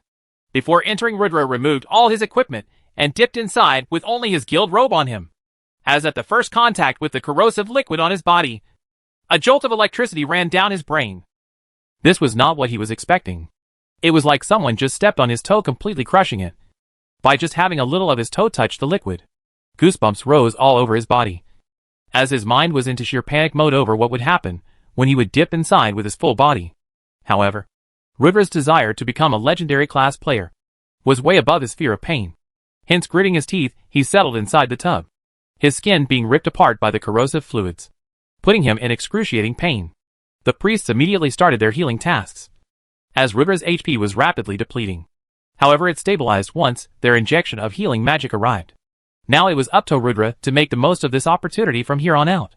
Meanwhile in Nightcloud's kingdom, Hami was pacing around her room as she read a report on some interesting developments inside the Elite's guild hall. Allegedly the guild leader and vice-guild leader had a spar turning the guild upside down. However, the rumor mill was saying that Karna and Rudra had a massive fallout, as their minds clashed on the best way to approach this war. This was obviously good news for Hami if it was true. And thinking best about striking iron when it is hot, she wanted to desperately find a way to contact Karna and rope him to her side, and betray the elites from the inside. However, the problem was that nobody could reach him. This was a massive headache for her, as she could not understand how difficult it was to find one person in a big city like Purple Haze. Of course, the entire rumor mill about Rudra and Karna falling out was a complete bullshit. But the common people were fools, who made a mountain out of a mole, and now the situation had went out of control, to the point where people believed these lies as the gospel truth. This misunderstanding would become an immense advantage for the elites, as the heavens chosen Karna would have a very lucky encounter. / bonus chapter. 'Cause you all deserve it. Enjoy. Special shout out to Adrian Harden for the 1000 coin gift. Thank you so much my man / Chapter 413 Countdown. Rudra was inside the boiling hot black liquid tub, filled to the brim with corrosive liquid laced with energy of destruction. His very fiber of being was being torn down by the destructive force of the liquid, while 64 priests constantly supported him by healing his body, by supplying life energy consistently to him. Rudra had to maneuver the energy being poured into him towards the damaged parts in a way that the creation and destruction reached an equilibrium, which was easier said than done as it would make him actively focus on the pain, and it was excruciating to bear. Rudra was literally howling from inside. Yet he maintained a serene face, not uttering a single noise despite the high pain, focusing only on teaching an equilibrium between creation and destruction, to stabilize his body and hang in there for as long as he could. The priests healing Rudra were surprised to see that someone was sitting calmly in such a pool, where even the bravest knights screamed like little girls. They commended the honorary bishop from the bottom of their hearts, as they thought his demeanor was worthy of someone holding office in the Church of Light. Calmly accepting pain and suffering, while remaining strong was one of the virtues of the goddess of life, who was a selfless giver. Meanwhile the examiner, who was watching Rudra take the test, had a serene smile on his face, as he could see that Rudra was on the right track in balancing both the energies being supplied to him. Although Rudra did not understand the concept of yin and yang, i.e. creation and destruction yet, this was a special cultivation method called the yin-yang cultivation, practiced in a land which is not earth by martial practitioners who temper their body. This technique is immensely beneficial to body refining cultivators, and the balance that Rudra had delicately maintained currently took those practitioners nearly 300 years to achieve, as the life energy supplied by the priests currently was offset by natural body healing in that land. As time progressed, Rudra felt less and less pain, until it slowly became bearable, and Rudra was able to put his mind completely into healing himself. The worst was behind him, as now he would slowly become immune to the corrosion, and it would become easier and easier. The priests around the room looked completely pale and deviant of mana. Apparently they were not used to supplying healing energy for so long, as most nights dropped in the first minute, let alone last for 3 hours in the tub. However, Rudra did just that, and showed no signs of stopping, as he was determined to see this through. 2 more hours later, the loss of HP from his body became as slow as 1 as it slowly became 0. He had become immune to the level of corrosion in the tub. His body had undergone a complete qualitative change. Although he went through hell in a 5-hour bath in the tub, his body came out from the tub feeling fresher and stronger than ever. Rudra felt as if he could jump 10 feet in the air with a casual flick of the toes. He was that strong right now. His muscles, when he contracted them, looked like Michelangelo's, David, sculpted, just when he was admiring his new look. A system notification broke his stupor. System notification. Congratulations player Shikuni for completing all 3 phases of the Tier 3 promotion test. Evaluation. SSS, you have perfectly cleared all 3 stages of the test. There are no flaws to nitpick. It is a remarkable achievement. Be proud. Rewards. 1. All stats plus 300. 2. Title Senior Knight. 3. Community Badge. 4. Purple Haze City Knights Hall Shield. Special reward for SSS clearance. 1. Legacy Parchment, Random, Semi-Legendary. Other rewards. Choose between the following normal skills. Tracing Mark, a tracking skill that will help you lock onto a specific target with a 5 km effective range. Turbulent Current, Summon a strong wave of water to push back an attacking contingent. Warnings. Consumes high stamina. Does very low damage to opponents. Sonic Kick. Unleash sonic booms that break the sound barrier by your powerful kicks. Can produce high damage from distance. Knight's Courage. Activate to produce a party buff. Increasing all stats of allies by 5%. While removing fear debuff. Knight Class Special Reward. Error. Error. Mana Knight Class Special Reward. Skyfall. Summon a meteor to level any battlefield. Restrictions. Can only be used once every 120 days. Mana Legion. Upgradable. Summon a legion of mana warriors to assist you in any battle. Current skill level, 1. Summons 1000 warriors of tier 2. Rudra's eyes dropped after seeing the rewards. It was way better than he could have ever expected. He was in a real peril now to decide on what to choose, and what not to choose, as everything offered in the choices was extremely lucrative for him. Meanwhile, Nitwit. Nitwit had also successfully promoted to tier 3, becoming the first player in the Northern Continent to do so, beating Rudra by 7 hours for the title. For him, this war was more important than anyone else from the guild, as he had a very strong personal cause attached to it. He was not the best player in the guild, nor the strongest assaulter. He was not even a very good elder, and he knew about these faults in himself. Rudra and Karna outclassed him in this aspect. However, he was a man who was not to be crossed, as when he went berserk, not even 10,000 could stop him in his blaze of fury. / Guys, comment down below on what skills you want Rudra to choose. Like always, I will listen to you all and decide the future course of action for the novel. So make sure you voice your opinions, as the majority of them will prevail. Also, if you enjoy this novel, please make sure to join the Discord channel. / Chapter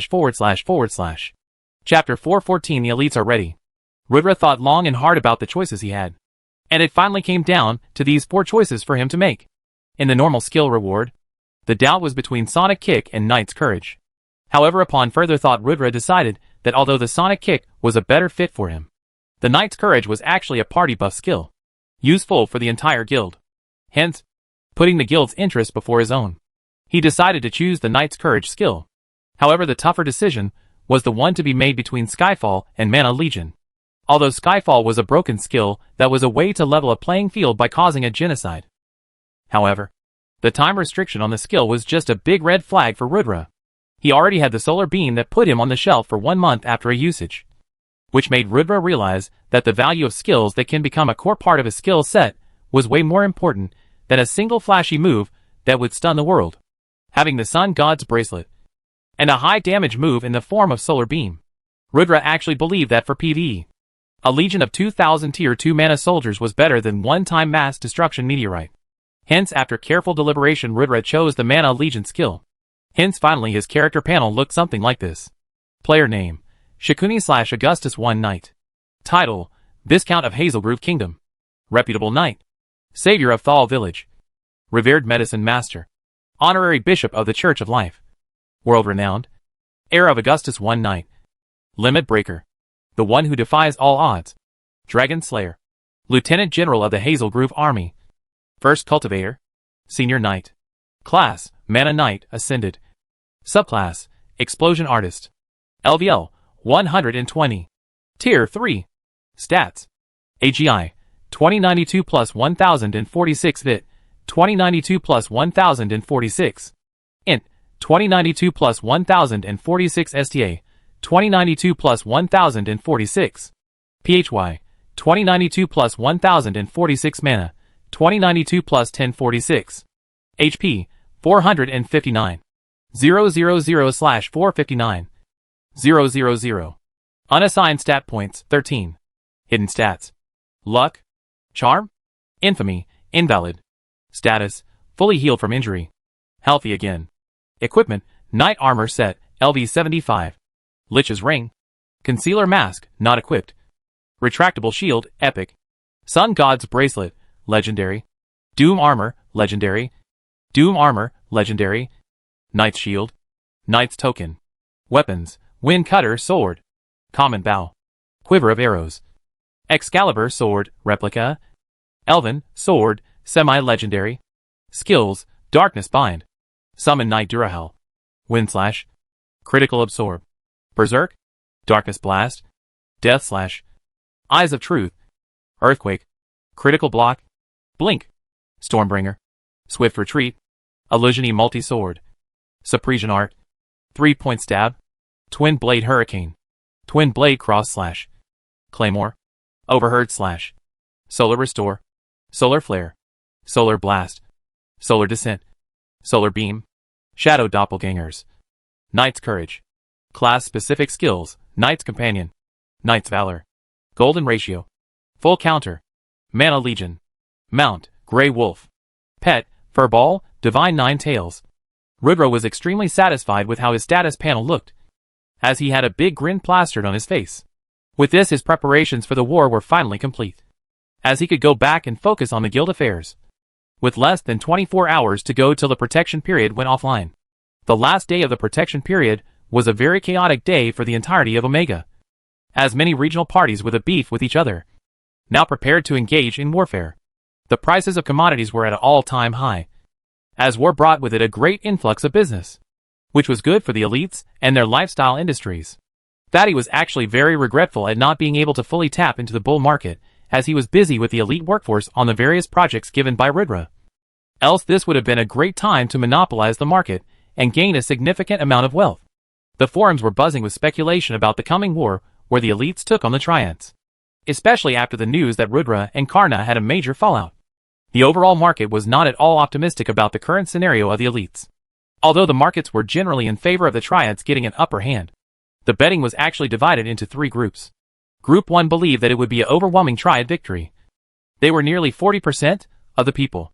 Group 2 believed that this would be a long-term siege warfare instead of one decisive battle, and bet that the war would take months, if not years, to steer to completion. Their speculation was based on the fact that the Purple Haze City was one of the most fortified cities in Omega, taking down whose massive walls was not easy. However, even this faction believed that after a prolonged war, the final victor would be the Triants. About 20% of the population fell under this opinion. Finally, there were the proverbial gamblers, and people who were twice bitten, hence extremely shy about betting against the elites, losing thousands on betting on their downfall. They knew better than to judge the elites by common sense, hence knowing that the odds were not in the elites' favor. They heavily gambled on an elite victory. Shockingly, they comprised of nearly 40% of the population, bringing the overall victory to defeat odds at 6:4. The payout was not ridiculous like the previous bets on an elite downfall. The reason being that the elites had spent a year building a very ambitious wall surrounding the city. Defense strategists and self-proclaimed Omega experts analyzed this to be a major advantage. Hence this time, the media was not hell-bent on saying that the elite defeat was inevitable, just that it seemed unlikely at the moment. Rudra, who saw all this nonsense, simply chuckled at the people who speculated that he and Karna had a fallout. However, if he knew was Karna was currently up to, he would laugh his SS off. Meanwhile, outside Purple Haze City, Karna was currently not in guild robes, but a black hood, to avoid recognition, as he was having a secret meeting with Haomi. Haomi had used the same technique to contact Karna that Rudra had used to recruit him all those days ago, which was using the direct message feature. She typed in his ID name, and told her entire organization to keep spamming messages until Karna replied. She had little hopes of him actually reverting back. However, to her surprise, he actually followed did, which strengthened her suspicions that Rudra and him had a major fallout. She had stated in her message that if he betrayed the elites, she would pay him $5 billion, plus make him the new mayor and leader of the dummy guild she placed to rule Purple Haze City. It was a very sweet offer, and she thought she was being very generous. Hence, when Karna showed up, she said, Well, never thought I would have the honor to meet you as a potential ally. Give guild master. Karna clicked his tongue and said, Straight to the point, trade. I don't have much time. Haomi smiled as she said, In a hurry are we, honey, I'm sure you don't have guild work after the fight with Rudra. So what's the hurry? Karna said, Rudra that BA asterisk. After everything I did for the guild, he still treats me like an afterthought. I'm done with his shit. I want respect. I'm a better player than most around here. Haomi nodded. Chikuni, that cocky lad, doesn't know about how to give respect. If he can't respect a talented triple medal winner like you, naturally he is unsuitable to be a leader. However, I cherish you, darling. I see your potential. Come join me, and I will make you a king. Karna instantly said, You talk well. But tell me your plan and let me judge for myself if it's worth it to join you. Haomi said, Not so easy, my darling. I don't know if you are truly on my side yet. Of course, I won't tell you my plan. Just like you haven't revealed any plans of the elites either. And not dumb boy. I've seen more Christmas than you. All you need to know is that when I unleash a flare, you will open up the north gate from the inside. Make it an accident. Make it a deliberate action, I don't care. If it happens, I will know for sure that you are on my side. And after our inevitable victory, I will reward you as promised. However, should that little bit not happen, I will know that you are an elite at heart, and Rudra's loyal dog, who would be punished for the insolvence of his master. No point dallying here. You have a choice to make, boy.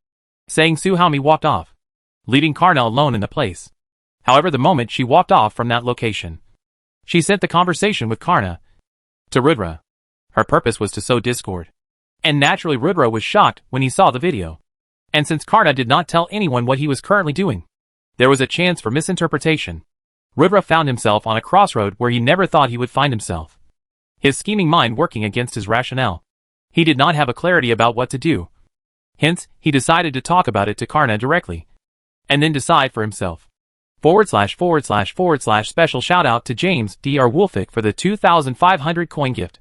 With the novel struggling a bit economically, such gestures help me motivate myself to write and give me an immense energy boost. Sue, thank you for enjoying my work, brother, and thank you for the gift. // Chapter 415, The Restrictions Lift. The day that the restrictions lifted, and the one-year protection period ended, the entire Triad Alliance was ready for action.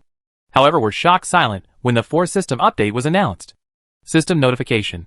The system will undergo a 3-hour full system update during which gaming would not be possible starting 12 a.m. Greenwich Mean Time. The new patch notes would include 1. The restrictions on city wars would be lifted.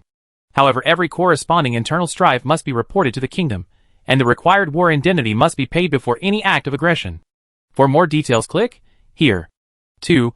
The game will move more towards globalization, as players can now actively involve themselves in kingdom politics. The rise and fall of each kingdom would affect the entirety of the population. 3. Guilds will now have the option to operate like companies in a stock market, where any player can hold a stock of the guild, which may appreciate or depreciate with time. Whereas a system-enforced dividend payout would ensure that every shareholder gets their due dividend each year. This process of going public will for now be controlled by the AI. However, over time, it may develop into a completely free market. Explanation. For individual adventurers and players, this is a way to multiply wealth. And for guilds, this is a way to secure funding and support growth, generating wealth for every shareholder. Note, shareholders do not hold any management rights over the guilds. 4. The world map unlocks. The dark and light faction territories are now highlighted in the world map. Note, when light faction players enter a dark faction territory, they will have a 90% all stats debuff.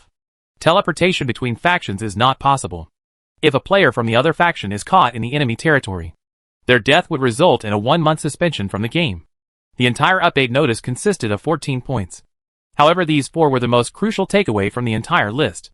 For Haomi, this was absolutely a nightmare, as when she read the complete details about the war indemnity clause, and the permission needed from the state to start a war, she realized the huge cost involved in starting a war against Rudra. Although Rudra did not know this, but him constructing a wall around the city, making a teleportation formation, and enacting general welfare laws, and increasing immigration, and decreasing unemployment lead to the overall worth of Purple Haze City increasing by leaps and bounds than his last life. Meaning that they needed to pay a war indemnity of a monetary value of somewhere around $6 trillion to start a war against Purple Haze City. Now whether it was Haomi, or Ethan Gray, or even the world's richest man, $6 trillion was not something they can fork out causally without guaranteed returns. This made Haomi absolutely livid, as her spending spree equipping her army and hiring all the mercenaries had already blown a hole in her finances. She was not having enough funds to operate her faction's day-to-day operations currently. However, there was no way for her to raise the $6 trillion worth of capital in a moment's notice to start this war. Her borrowing so heavily from others would spell doom for her, as she would not be the one calling the shots anymore. And the pipe dream to make the entire city of Purple Haze suffer would just remain a pipe dream forever. As unless the 6 trillion became 12 in under a year, Noon was going to foot the bill for her. This put Haomi in a very tight spot, and gave Rudra some much needed time as he sorted things out with Karna, the True Elite's guild headquarters. Rudra and Karna were having a walk in the guild premises, and although both of them were silent, the atmosphere was a bit awkward between the two. Rudra was not stupid that he would doubt Karna and his loyalty. However, he did not understand why he went to meet Haomi in the first place. If it was to spy on her, Then he needed to realize that Noon would be that dumb to tell him something tangible. What Rudra failed to consider was that him being an experienced veteran in scheming could see such tricks failing from miles away. But for laymen like Karna it seemed like a really good plan.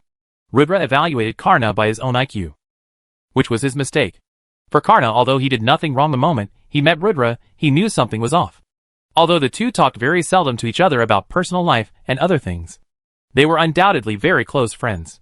It was one of those instant connections that do not need years to foster. Karna could look at Rudra's face and understand half his mind. It was just the connection he had with the man. For him, the respect was the main reason why he joined the elites. Even Rudra respected him, valued him, and never put him under him, which for a prideful man like Karna was everything. He did not want money. He did not want fame. He just wanted to enjoy this game called Omega with his guildmates and a leader he could genuinely follow. However, somewhere down the line, he became the vice guild master of a notorious guild called True Elites, who was always amid some sort of crisis. Not that he disliked it. He quite enjoyed the busy life. However, at this place now, that he got adoration and respect of thousands, he finally felt rooted in a way that he could never detach. The elites were a part of him. If before this it was loyalty, now it was akin to betraying oneself. However sure he was of this, for men to convey their feelings properly to other men was impossible. Hence even he walked in silence, not knowing how to break the silence. However, the beauty and friendship of men was also the point that some things did not need to be conveyed. As Rudra through his walk alongside Karna could see that the man had clear eyes, but an ashamed face. Meaning he did nothing wrong. Just something dumb. Rudra did not need to learn anything more, as he decided to let it be. While Karna wanted to say something but decided against it, as he gave Rudra a goofy smirk to signify, "Why we walking like a romantic couple?" Rudra said. "The forums say that we had a fight, you know. It's the fatty who started it." Karna chuckled as he said, "Yeah, it's funny." Rudra continued. "Someone on the forum said that after everything you have done for the guild I still treat you like an afterthought. And that you are done with this sh***. Can you believe that?" Rudra said the same words that Karna said to Halmi, as it made Karna instantly turn red in embarrassment. He was caught. However, Karna just smiled and said, "A wise guy," spoke facts. The pair looked at each other and bursted laughing, as Karna put his arm around Rudra and said, "You all right?" The two were having a budding moment of bromance when Skyla and Naomi were just staring at them from the end of the corridor, with Skyla giving a loud cough. Karna instantly took his hands off Rudra and started to admire the ceiling, while Rudra admired the floor. The two instantly dispersed and went their separate ways, leaving the girls to wonder what the hell was happening here. The situation became so awkward that Skyla said, "Naomi, by chance do you think that the guild leader is someone who takes the back route instead of the front gate? I know Karna because he is my boyfriend. However, I don't know about the guild leader, as he doesn't sleep with you. So maybe." Naomi glared at Skyla, as she said, "No." Skyla chuckled. She loved teasing the conservative Asian Naomi. She was actually genuinely pleased to see the two sharing a close friendship. Karna was a shy guy in real life. Hence seeing him open up to someone so much, she knew that Rudra was special. Although she did not have an overwhelming loyalty for the guild, she quite liked her new life here, as well as had genuine respect for the young guild leader. Apart from Johnny English, he was the coolest person she knew. Karna following at number 3 spot. However, her mind quickly wandered from this train of thought to the thought of, where was Johnny English? His whereabouts unknown from a long time, which usually meant death in the profession she was in. And her worries were not unfounded. Somewhere in the lower layers of the game world surface, Johnny was inside a deep cavern that seemed unending. He did not understand how the straight road he was walking on suddenly opened up into a bottomless pit that kept going on for 5 kilometers downwards. Johnny cursed. "What is this nonsense? Is this journey to the center of the earth? Am I going to be chased by dinosaurs?" At this moment, a loud screech sound was heard.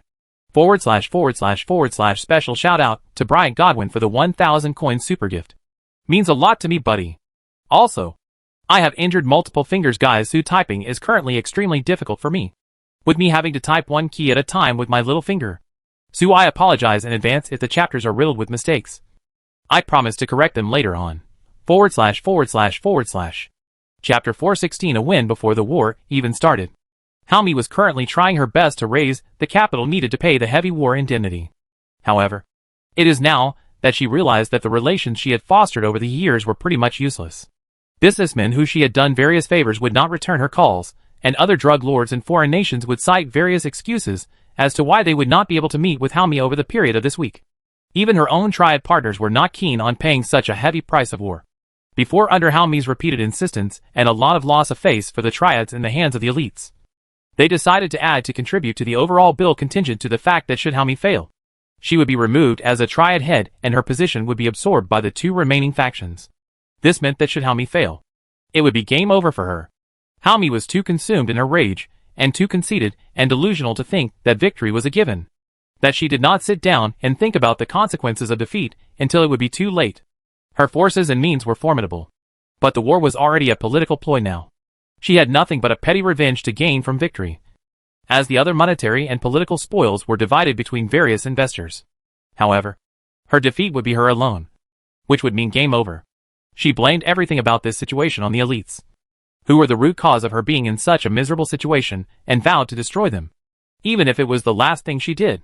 Hence purchasing a massive amount of gold in game, driving gold prices up by nearly $5 per gold coin. The biggest fluctuation in over 5 months in the price of gold was seen. Haomi paid the war indemnity and declared war on Purple Haze City. Sirens blared inside Purple Haze City, as the mayor's office was delivered a sealed letter from the royal court, saying that the coming conflict was an internal conflict not harming the interests of the state, and that he had one day to prepare for the coming clash. Rudra was not one bit surprised when he calmly read the first part of the letter. However, when he saw the massive war indemnity figure that was paid to have a shot at Purple Haze City, he grinned from ear to ear. Technically, he owned 70% of the guild, which owned Purple Haze City. Going by the valuation, he was already a multi-trillionaire in this life. The new system of stock market being introduced inside the game world with guilds being companies was an amazing concept that would change the politics of gaming forever. This time the system update had introduced many important features. With the stock market in place, the guild politics were no longer just about one single guild rising or falling. Big guilds would suppress small guilds' knowings to plummet share price, then buy the cheap shares at penny for dollar rate, and help the small guild rise from ashes until their share value is way more overvalued and pumped than it should be, before dumping them all to make big bucks. Many such events would become commonplace, as even the commoners would try their best to help the guilds they were invested in go higher. Although Rudra was not planning on going public with his guild as of now, he was not completely against the idea. However, it all depended on how they perform in the coming war in 24 hours. The enemy were already marching and camping outside their gates. At the end of 24 hours, both sides would have respawn option off until the war is concluded with a clear winner. Although with everything Rudra had in his arsenal, he was not worried about losing this war. He was actually quite looking forward to it, to show his true worth to the world. However, his meeting with his sister Patricia just a few hours ago was continuously bothering his mind, her advice making Rudra's blood boil in anticipation, as he asked himself, can you actually pull this off? A few hours ago, Rudra just walked out of the Knight's Hall after being successfully promoted. The moment Rudra walked out of the Knight's Hall, he was taken in by a bear hug by a huge woman. Rudra was suffocated by the two huge protruding mounds on his face, as the tight arms around his back were exerting enough force to snap him in half. Patricia took a good look at Rudra and smiled, as she said, "So you pulled it off. Congratulations." Rudra grinned, as he gasped for air, before saying, "Thank you." Patricia said, "When I first saw you, I never thought that you will actually be able to come this far. As even though every once in a while there comes a star with bright potential, to be unperturbed by the darkness and keep shining. Not everyone can do it, but you actually did it. Something even I could not. But you did it. I'm so proud." Patricia squeezed Rudra's biceps that made him wince in pain.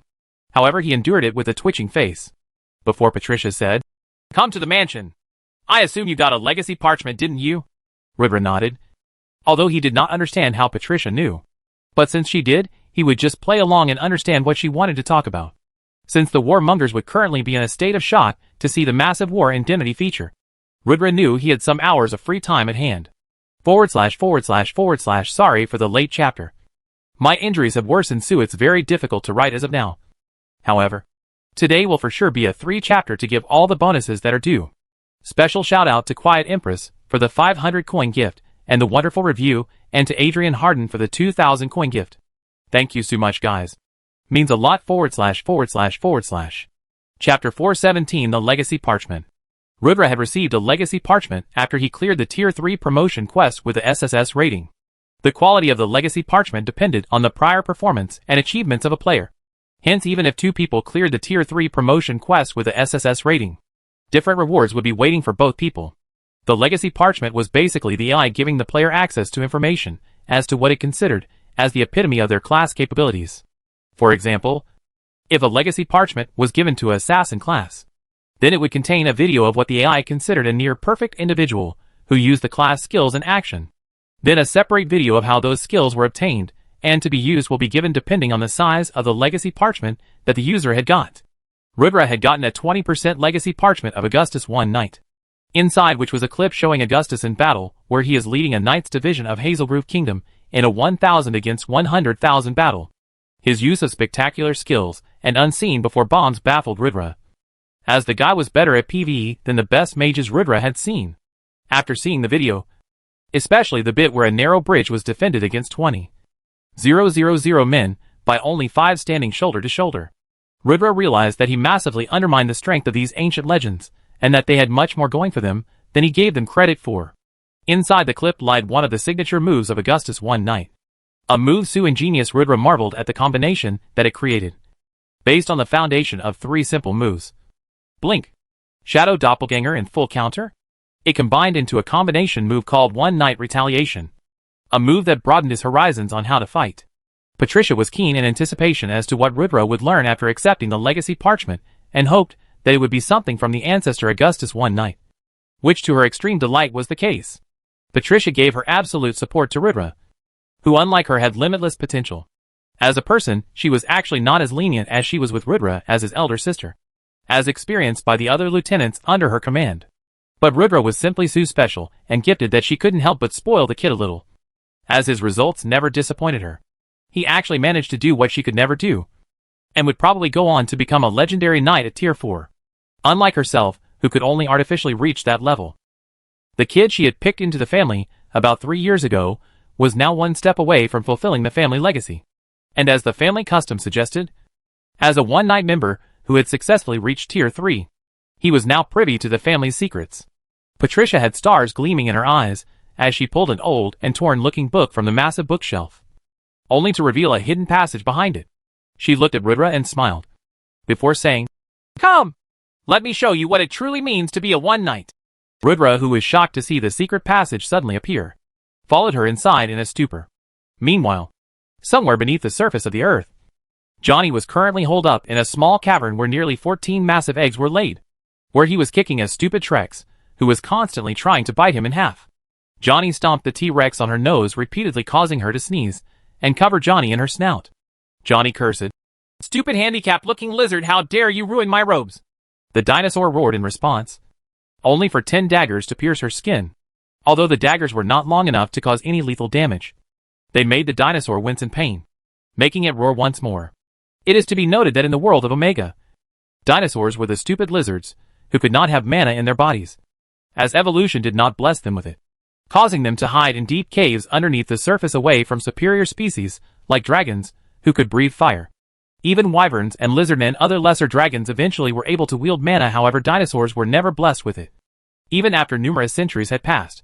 Only given brute strength and freakish defenses, they were by no means weak, but not versatile enough to become apex predators. As the dinosaur dived in to bite Johnny off again, he simply became formless, as the dragon passed straight through him and hit the ground, causing self-harm. It was her 15th time doing so, but the dumb creature just won't understand.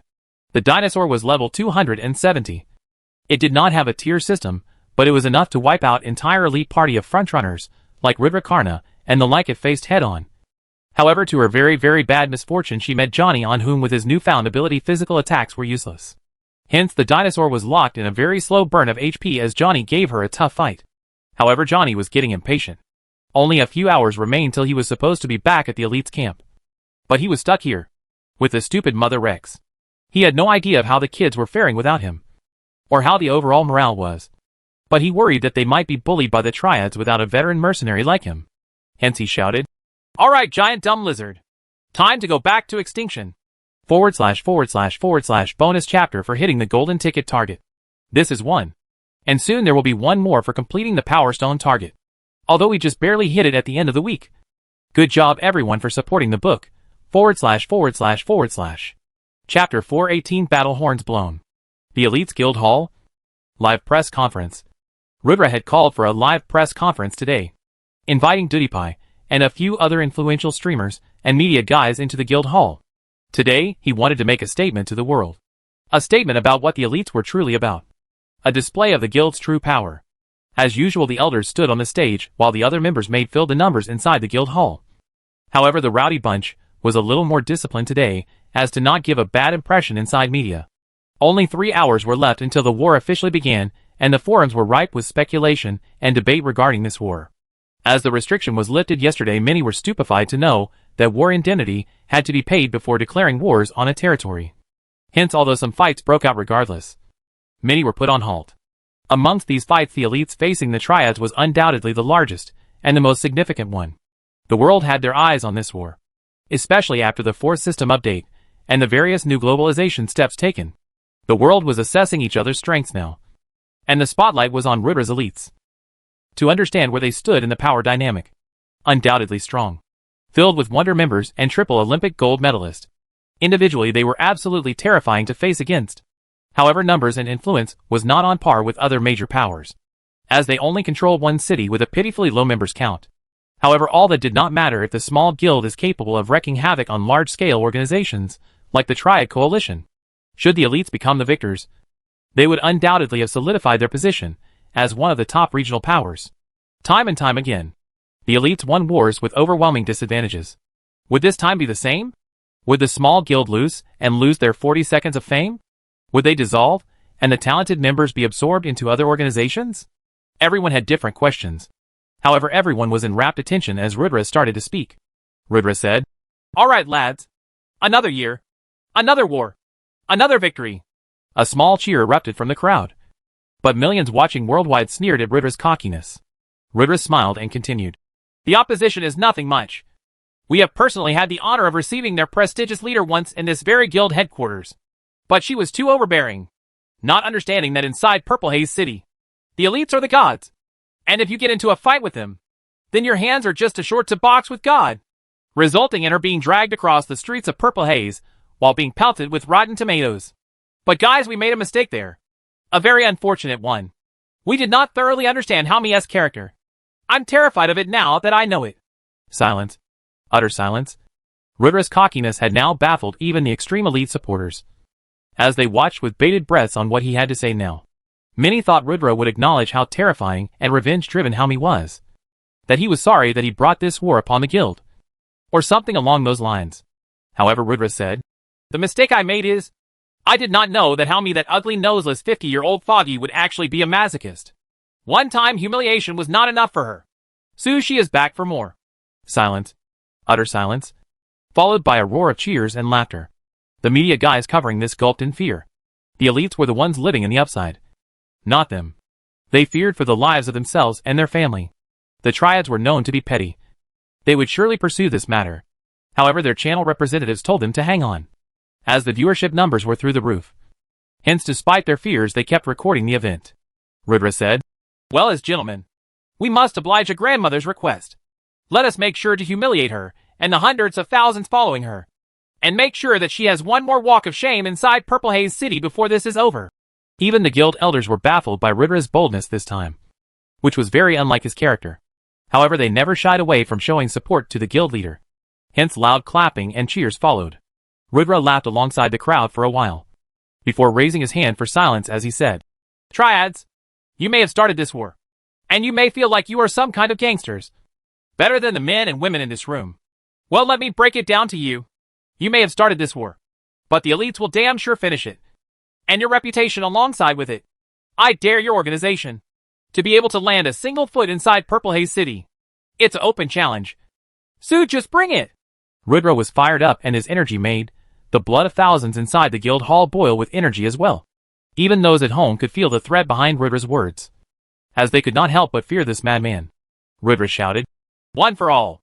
He did not need to say more as everyone in the hall joined in. All for one. Go elites, go! The ceremonial chant had been chanted. The guild is ready for action. Meanwhile, outside Purple Haze City, broken glass, weapons, and metal shards littered the room. Hami, who was watching the interview, was fuming with rage after seeing what Rudra had to say. Her rage had crossed the point of hatred now to blind, uncontrollable rage that clouded her mind. How dare Ridra call her a masochist noseless old fogey? How dare he? If Halmi hated something in life, it was being called ugly and old. But Ridra not only called her noseless ugly old fogey, but even slandered her character as a masochist who loved shame. She hated shame. She was extremely prideful. Hence with Ridra crossing a line here, she was ready to go all out. Not matter what the consequences were now. There would be no retreat. Omega was not big enough to accommodate both of them together. / bonus chapter for hitting the Power Stone target last week. Good job guys / Chapter 419 Battle lines are drawn. The forums were ablaze after the Elite's interview. Especially the part where Ridra boldly claimed that not a single member of the Triad Alliance would be able to put a single foot inside Purple Haze City was too bold of a claim to be made. Most of the masses thought this was impossible. No matter how strong the wall that the Elites constructed was. Even by brute swarming methods. Or using ladders to scale the wall. At least some soldiers will be able to go past to the other side. The outcome of the war could be debated. But the fact that Noon could cross over at all seemed far-fetched to the masses. However, if by some miracle, if by some fluke, Ridra actually managed to stay true on his claims, then this war will go down in the legends. While most regarded this as bold talk, Ridra actually planned on staying true to his words. He was only 20% sure of his plan succeeding. However, this was one of those moments where he took his leap of faith and set out an impossible target for the guild to achieve. He believed that if the focus was not on the overall picture of winning the war, but simply on not letting a single enemy soldier set foot in their city, no matter how many waves of enemy would come, the guild members would not feel disheartened about the overall picture and how much longer they needed to endure. As they needed to endure for only as long as there was a man trying to scale their walls.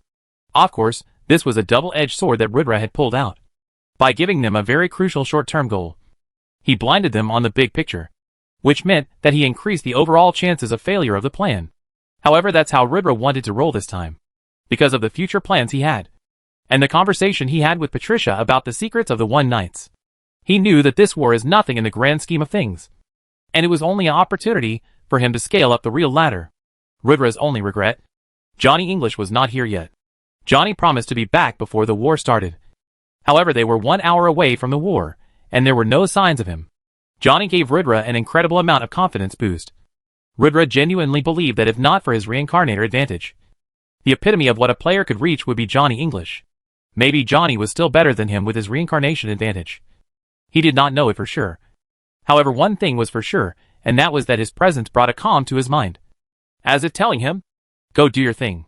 The sky won't fall with me around. Although Karna and the other elders did not explicitly say it, they too felt the absence of Johnny English. But Noon felt it more than Yum, who even though was in full Amiibo mode, ready to martial arts his way through this war, he was still visibly gloomy, which was a lot to take in considering he was usually expressionless. However, there was no time to feel low and think about why Johnny was not here yet. As with only 1 hour until the war started, a lot was to be done. Every player not from the True Elites organization was ejected from Purple Haze City. The NPCs were forced into lockdown, as the city military under Ridra rolled out onto the streets and up on the walls. The battle strategy had already been made, and the supply lines established.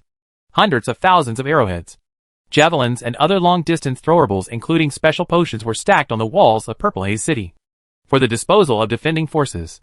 Archers manned the archer holes, and guards patrolled the 4-meter-wide wall to take care of any skirmishes that may happen on the walls. Along every 50 meters, one archballisti was mounted that was manned by 3 elites, ready to constantly launch volley after volley of attacks.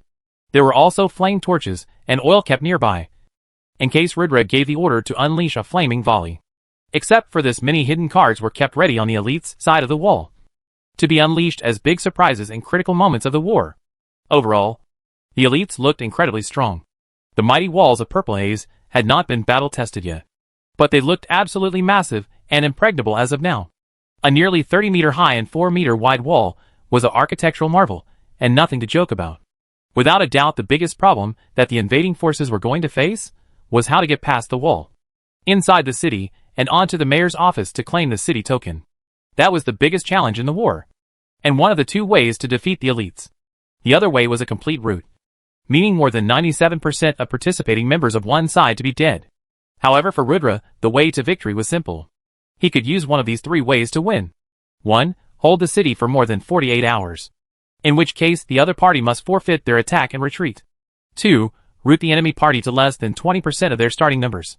3. Force invading forces to surrender. For Rudra, winning was as simple as holding the city for more than 48 hours. This feature was implemented so that the economy doesn't stagnate because of war, and the access to a region is not blocked for months over petty sieges. The odds of winning were in his favor, which is why he was so bold this time. He knew his strength and his guild's strength, and wanted to deter his enemies for once, and for all using this one battle. Toppling a city was by no means an easy task, which would be first-hand experienced by Haomi and her group today. The countdown hit 20 minutes, and Rudra himself got up on the wall and on the viewing station, as he saw hundreds of thousands lined up 2 kilometers outside of the city walls, looking at the massive army. His face was emotionless, but he knew that he was the leader and the thousands following him looked up to him. And although above this wall they were at a vantage position, seeing the sheer size of enemy forces was enough to give the young pass-outs of the academy a cold feet. Hence Rudra, assessing the situation, said, "So they have lined up outside this city. Our city. They have lined up by the hundreds of thousands. They think that their numbers will scare us, that they can outnumber the elites and win. Well, they are not the first to try this approach, and they won't be the last. Let me tell you, men, that every single elite is worth 100 of them. So it's not them outnumbering us, but us outnumbering them. And they'll be damned if a single one of them sets foot inside my city. Since they dare to line up, let us oblige and gun them down. All men ready." The timer hit 59 seconds. Less than a minute left till the war started. The blood of every elite boiled at the leader's speech. They were the elites. Every one of them was equal to 100 of them, and they would not let a single one get past. With determination in their eyes, the elites were ready for war. // Let's get the golden tickets rolling so that the amazing war chapters roll out faster. / Chapter 420 War 1. The Might of the Wall. The countdown hit 0, and a very organized march began from the enemy troops outside Purple Haze City. Rudra could see that the troops were separating into 3 separate attack contingents. The biggest was heading straight for the north gate, while one seemed to turn left and one to the right, possibly going to try their luck at east or west gates, or even circle completely around and try attacking south gate. Attacking south gate when the main army was busy attacking north gate was plain stupid. However, Rudra did not mind the enemy from attacking any side, as every side was equally thick and reinforced with equal supplies. Wherever they would go, they would be pelted by the elite's army. As the enemy closed in to about 600 meters range, Rudra signaled for the archballisti to start their volley of arrows towards incoming troops. Although at this wide range it needed to use a parabolic path, losing a lot of power in the process, it was still good enough for armor penetration to cause severe damage. About 20,000 arrows covered the sky in less than 10 seconds of Rudra giving the order, drowning the charging enemy with a rain of arrows. The rain of arrows was met by a cover of shield by the charging enemies, as they used tuck tail to hide completely from under the fire of the parabolic arrows. Under the first volley, less than 20 men died, while only 50 more were injured. The army at a large remained unhinged, continued to advance at a very slow pace. Haomi, knowing that the elites boasted an impressive fleet of archballistic weapons, specially acquired armor designed for her frontrunners, that gave a 60% arrow damage reduction, meaning that death casualty due to being pierced by arrows was going to be significantly less. Splurging a large amount on this equipment, she came prepared for this war, doing her homework well. The result was evident, as the loss of life on her side was quite minimal. For the next 100 meters of ground that the army covered, they lost 1,200 men and had 2,500 more injured. But the formation of the army did not break, as they were slowly yet surely approaching the walls of Purple Haze City. The moment they crossed the 400 meters mark, Rudra gave the second signal to the manual archers to shoot the flame arrows. The archers dipped the arrowheads in oil and set the head on fire before shooting a volley of flame arrows at the advancing army. This was a masterstroke by Rudra, as although the enemy used tuck tail to avoid direct damage from the volley of arrows, the dry grass under their feet caught fire, making the situation such that the frontlines were caught in a blaze of fire. Burn damage caused casualties from many frontliners, as the others could not move forward nor retreat under the constant rain of arrows from the archballisti. In the first small moment of chaos, the frontline assaulters lost 2,200 men and 5,000 more were injured, as they had to hold their positions for a few minutes until the fire calmed out. When the ground they walked on was scorched to ashes, the army picked up the pace again, the foots of triad soldiers crunching on the burnt grass, as they shielded themselves from the rain of arrows going forward. Rudra was impressed that even under so much duress the army had not lost its attacking shape at all. The spots of those who died were replaced quickly, and the army moved in a tight formation to reduce casualties to minimum. The journey from 400 meters mark to 300 meters mark saw them lose 1,000 more men, while 6,500 more were injured. This is when the attack pattern of archballistae changed from parabolic to machine gun type direct assault, meaning that the tucktail was no longer useful as the arrows came flying in from the front. As a result, the 300 to 200 meter march saw the enemies losing nearly 12,000 men, while 20,000 or so were injured. The moment the 200 meter mark was reached, the elites started to launch javelins, and the archers inside the city walls started to pick off their targets one by one, as the full force of the city wall defense was on display. The ones who were pushed at the front lines by Haomi currently were not her best men, but cannon fodder who she knew were going to die anyway. Hence, the losses of those who were being slaughtered under the elites right now did not matter to her at all. She was actually glad to see the progress they were making in covering distance to the ground. The way the system worked was that, while the archballistae was focused on the 200 meter range front line, the better soldiers had a free pass to cover the 600 meters to 200 meters patch of land, unhinged and undisturbed, which would be pushed even further as the front lines progressed. Even with heavy casualties, there was no real loss to the trades, as the weaklings from acquired guilds and servant crime organizations were the ones putting their lives on the line right now. The army hence barely reached the 120 meter point when it was met with a complete stalemate, as noon was able to break through. The elite's assault was too heavy for these inferior players to break through. However, the suicide cannon fodders were given only one task, which they were going to do no matter what the consequences were. A group of 400 men suddenly banded together and assumed a tortoiseshell formation, putting out tanker-class high-level shields out as defense. As about 200 tankers supported by 50 healers and 50 assaulters and 100 rangers broke away from the main group moving towards the northern gate, Rudra did not have a clear vision of what these people were trying to pull off, but he had no intention of letting them reach the wall anyways. At this moment, a small five-tailed fox ran onto Rudra's shoulders and nudged him on his face and licked his neck. Furball was pleading Rudra to let it have a crack at this contingent. Rudra was hesitant, but he firsthand knew that Furball was capable of terrifying things after seeing her in action inside Fort Magma. Initially, Rudra wanted to use Solar Descent to handle with this group, and then use Blink to teleport back up the wall. But now he thought to take Furball down for a stroll and wipe the enemy party as and how needed. Thinking so, he took Furball in his arms and took a leap from the wall. The leap was absolutely magnificent, as like an absolute legend Rudra flew 100 meters from the wall before landing in front of the Russian contingent with a loud thud. Mid-air many projectiles targeted the elite's leader, but Excalibur sword in hand, they were cut in half, unable to even land a scratch on Rudra. Landing down, Rudra immediately used Earthquake. His impact was amplified multiple times as the Excalibur was implanted into the ground, causing the earth to rattle as the enemy contingent lost their footing. Furball hopped off Rudra's arms, and at this moment used a move so powerful that it would give chills to Rudra, who was standing beside her. Rudra was ready to activate the Sun God's bracelet and use some big moves. But before he could do so, Furball used Vortex Flame attack. 9 giant flames circled the 400 men contingent until they spun around them faster and faster and faster, becoming a flaming vortex burning everyone trapped within.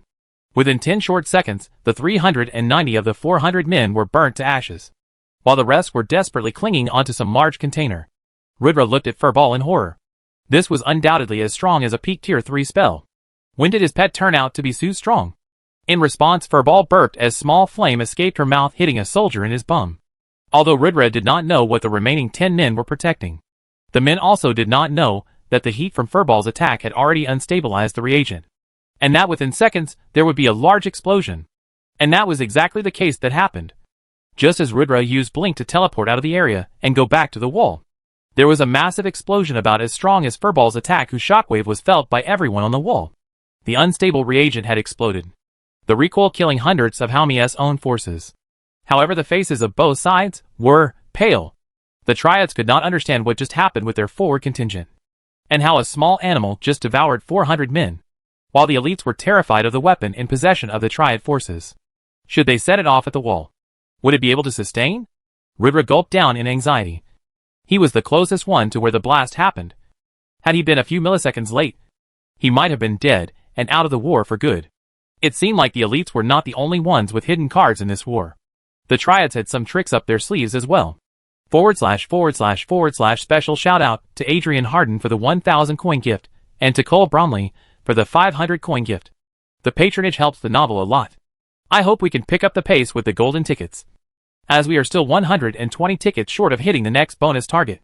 Let's get the pace back up, guys. // Chapter 421 War 2, The Spoils of Draconia. Karna had specially spent the last entire week of the preparation time before the war to retrofit the Dragonhead flamethrowers and the Dragon Screech device in the walls of Purple Haze City. They were concealed using thick metal plates colored exactly as the walls on the outside, and fitted where the holes of the Archer Tower were made.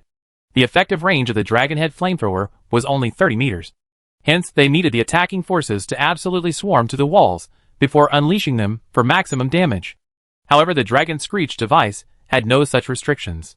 Effective for a range of 400 meters. It could stun incoming enemies and instill within them a Dragon's Fear debuff.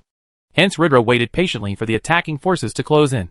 Currently, the front line was near the 200-meter mark, whereas the back line was back at the 800-meter mark, with most of the troops being concentrated at the 600-meter mark away from the walls.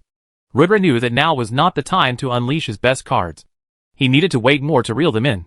However, that did not mean that Ridra did not intend to create chaos for the troops and let them think about how to handle the Archballistae. Since the bombs were still decommissioned as per the agreement with Gaia, Ridra could not use them. But for this war, he had his own way of creating widespread disaster, which was the Tier 3 spells he had obtained long ago when Karna and SMG raided the royal warehouse of Nightcloud's kingdom. A long time back. At that time, Ridra could not openly use the contents of the theft, as the usage would directly implicate him and his guild for the theft. But now that Hazelroof Kingdom was in direct conflict with Nightcloud's kingdom, and he was the mayor of Purple Haze City, making any inquiry into his assets very difficult. It was finally time to bring out the big guns. Ridra had 3 one-time used Tier 3 spells in his arms, which he planned on activating at once. The first spell was Tidal Destruction, which created a giant sea tide of 40 meters height and slammed into the opposition with a great force. Ridra first planned on soaking the burnt battlefield wet, and to achieve this to the maximum, he wanted to support the Tidal Destruction with Hurricanrana, a strong gust of wind that would chill the water to extreme cold temperatures and may even freeze it. Finally, Ridra planned on using 6-point Thunder Blast, which would launch 6 devastating thunderstrikes in a radius of 100 meters. But considering the fact that the battlefield would be soaked wet, Ridra assumed that the shock would propagate to many others not in direct contact. If Ridra had not been promoted into Mana Knight class with heavy pools of mana and excellent mana circuit, he would not be able to use these spells and would have to rely on wizards. But since he was 1 now, he was more than capable of using these 3 spells himself. Just when the front line tried to break past and shorten the distance to the wall, out of nowhere a large wall of water appeared, frightening the low-level players who had no idea what was going on. The experienced leaders gave the troops the order to brace for impact. But the force at which the water slammed was not at all a joke, and the entire front line was washed back about 50 meters, while the others had a hard time standing up straight. Just as Ridra assumed, the massive water wall perplexed the enemy. However, before they even had a second to think about what was going on, a chilling gust of wind suddenly appeared out of nowhere. Naturally, by this point, the wizards on the Triad side were ready and countered the gust of wind with spells of their own. However, in front of Tier 3 spell, their Tier 2 spells were inferior, hence had limited effect in stopping it. However, the real show had not yet started, as Ridra immediately unleashed the final move of the combo, as terrifying thunder struck the water randomly in a 100-meter radius, electrocuting thousands of soldiers. Those near the point where the lightning struck were directly killed, while the others suffered heavy damages. Overall, 2,000 soldiers died, and uncountable small injuries happened as a result of the move being unleashed. Similar results were seen on the eastern and southern front, where the attack was unleashed by 3 wizards, doing one at a time. In this phase of the war, the elites were completely dominant, as the cannon fodders of the Triad Alliance were unable to meet their intended goal of blowing the walls open for the superior troops to enter. Haomi was absolutely livid, as she had no intel about the elites possessing such means of fighting strength. However, the situation was not yet completely grim for her, but she was forced to advance her real attack force to now do the job of the cannon fodders, which was to blow a hole inside the wall of Purple Haze City. It was then that a contingent of 60,000 men suddenly appeared out of the forest area outside the battlefield, marching towards the Triad Alliance forces. Upon closer inspection, one could see the guild insignia they had on their robes. It was the insignia of Raging Thunder Guild, one of the 6 super guilds supported by Mithun Ambani. Ridra was perplexed by seeing this force here, but since the Triads were not turning to face them, he knew that these 2 parties were in the bed together. 60,000 000 in the northern side, 20. 000 on the eastern and 20. 000 on the western side to make a total of 100. 000 troops arrived as reinforcements. Through his eyes of truth, Ridra knew that these were not run-of-the-mill players, but at least level 90 and above. The reinforcements more than fulfilled the deficit caused by the elites dominating the war up till now. And with the more responsible regulars filling up the front lines now. It seemed like the real fight was about to begin now. 20 large sealed containers were being protected in a tortoise formation in front of the north gate, as they slowly tried to approach the walls. With Ridra's previous experience, he knew that these were those mysterious devices with extreme explosion power. Hence he was vigilant. If the wall fell, then it would truly become a nightmare for the elites. Ridra's back was soaked in a little sweat. To say that he was not intimidated was an understatement. But as a leader, he needed to keep his cool. And he knew the priorities, as he said. Attack the devices. If Ridra could somehow make them explode before they reached the gate, then it would be a windfall for him. Seeing an opportunity in chaos, Ridra desperately tried to defuse the devices at safe distances to protect his wall. Meanwhile, somewhere on the surface, in the outskirts of Hazelroot Kingdom, HRRR, HRRR, Chuck, Chuck, CL. Johnny was kicking the dinosaur as if he was riding a horse, urging it to run faster. According to his estimates, the war must have already started. He was stuck playing with this mama dinosaur for too long. Only when he threatened the mama with making an omelette of her eggs did she accept him as her master in exchange for not damaging the eggs. Now his pet slot had a giant T-Rex species inside of it, which gave him some achievement called Dino Tamer. Apparently he was the first one in the history of the game to tame a dinosaur, which did not surprise Johnny one bit. As who would want to tame such ugly scaly lizards, who could not even fly or breathe fire? Dinosaurs were only defective dragons in his eyes, who he did not want to even tame. But he did not understand how he tamed it. Nor did he find the option of how to remove a tame pet. Since he had no other option, he rode the dumb dinosaur towards Purple Haze City. The redeeming quality of its large legs being that it ran faster than wolves. However, the mileage it gave was pretty average, as it had to slow down multiple times to catch its breath. Johnny cursed. Hey mama, listen. My kids are fighting in a war. Work it. I need to get there fast. I know you haven't done cardio in a while, but please get your Dino A** to run faster for me. Else I will try your children on a pan. I swear. The mama dinosaur roared in discomfort but picked up the pace, as Johnny looked into the distance and said, Don't worry boys.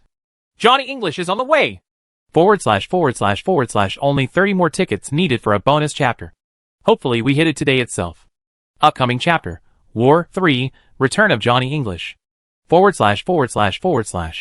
Chapter 422 War 3, The Return of Johnny English. The moment the reinforcements from the Raging Thunder Guild arrived, there was a very serious push started by the attacking forces towards the wall. Wizards from the Triad Alliance started to target the Archballisti with their long-distance spells, as the tanks went all out in increasing defense to maximum as they lead the charge towards the wall. The Tortoise unit concealing the weapon was being targeted specifically by the Archballisti, was being constantly showered with heavy healing spells, as the damage recovery rate far surpassed the damage dealt rate, providing the troops with a stable path to advance. Haumi had specially hired a plethora of healers to make sure that the Tortoise division would be able to reach the walls of Purple Haze City successfully and help blow open a hole through their defenses. She spent a whopping total of $3 billion on hiring more than 30,000 healers specifically for this one single job, and it bore results. The damage rate of the Tortoise corpse was not enough. Unless there was an accidental critical hit that completely killed a player, there was no members dying. More or less these players had heavy armor, a tank class, and had their defensive abilities on, meaning that they were able to get past the point where a single shot did not cause more than 30% damage. 200 meters, 100 meters, 50 meters. At the 50-meter point, Ridra watched with bated breath. These guys were close enough to the attacking range of the Dragonhead flamethrowers now. Just a little more was needed. Ridra was playing a big gamble here on the Dragonhead flamethrowers. He had no idea about the effective range of the exploding device in possession of the Triads. Should the blast radius of 30 meters be enough to damage the walls, the damage to wall would be more detrimental than damage to enemies. However, having faith in the construction quality of his walls, Ridra took the gamble and let the enemy inch in closer. Now that the range was so close, the wizards started bombarding physical spells, and the assault class members took up large rocks to throw at the enemy. Although not super effective, it was useful as a nuisance to the advancing forces. Slowly but surely they inched to the 35 meters mark. 32, 31.30. At this moment an evil grin appeared on Rudra's face, as he looked at Karna and nodded. Karna gave the signal and every single elite on the wall slammed their heads into a drum of water nearby. The dragon screech device was used. A terrifying screech of dragon was emitted that stunned and even caused severe pain to the attacking members, who were very near to the walls. They were under a strong debuff under Dragon's Fear, as all stats reduced by 5%. However, the ringing sound never left their ears, as their balance became impaired, and so did their speed of judgment. This was exactly the opening Rudra waited for. As following the dragon's screech, the elites opened up the metal flaps hidden inside the walls, and pushed the dragon heads out of the walls. From distance, it looked like hundreds of golden dragon heads poked out of the mighty Hazelgrove Kingdom walls, and the enemy forces were on guard. Then a loud voice was heard. Triad C** NTS! Go burn in hell! Following which fire as strong as a tier 4 dragon's breath itself was unleashed from the mouth of the hundreds of dragon heads, instantly turning the battlefield into a sea of flames. The front line was absolutely decimated into nothingness, as the alchemical reagents blasted under the heat, causing even more casualties on the side of the Triads. The entire northern battlefield was completely turned on its head, as the Triads scrambled to retreat a few meters, much to the horror of Haumi, who saw her plan crumple into pieces. She had never seen or heard of these kinds of weapons that the elites displayed, and was terrified to see its might.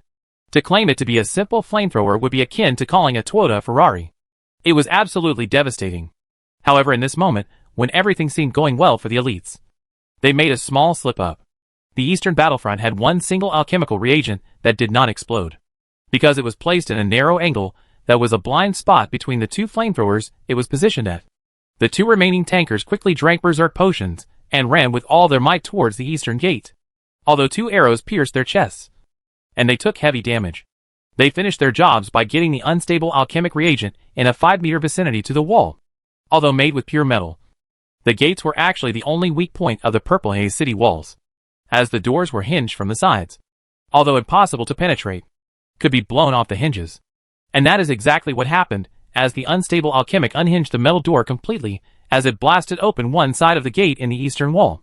Suddenly there was a small opening inside the impregnable Purple Haze City defenses, and the troops in the eastern side rejoiced as they saw it, and charged towards the gate. Rudra and Karna were too far away to make the save in time. Even if they ran at top speed now, it would take them nearly a minute to reach there. For that time, the forces at Erdern Gate were on their own. For a moment, it seemed like some of the Triads might actually find a way inside Purple Haze City. Even under the heavy fire of the Archballistae, they were unfazed, as many died, but the others ran without care. Their only goal was to reach inside. The flamethrowers blazed at full power, trying to deter the coming troops. At first it seemed like a change towards the gate, but soon more and more people looked behind them, and ran even more fiercely towards the gate. Not in enthusiasm, but in terror. Terror as a large dinosaur was running towards them. The dinosaur let out a deafening roar, and the terror inside the hearts of the Triad members was multiplied tenfold.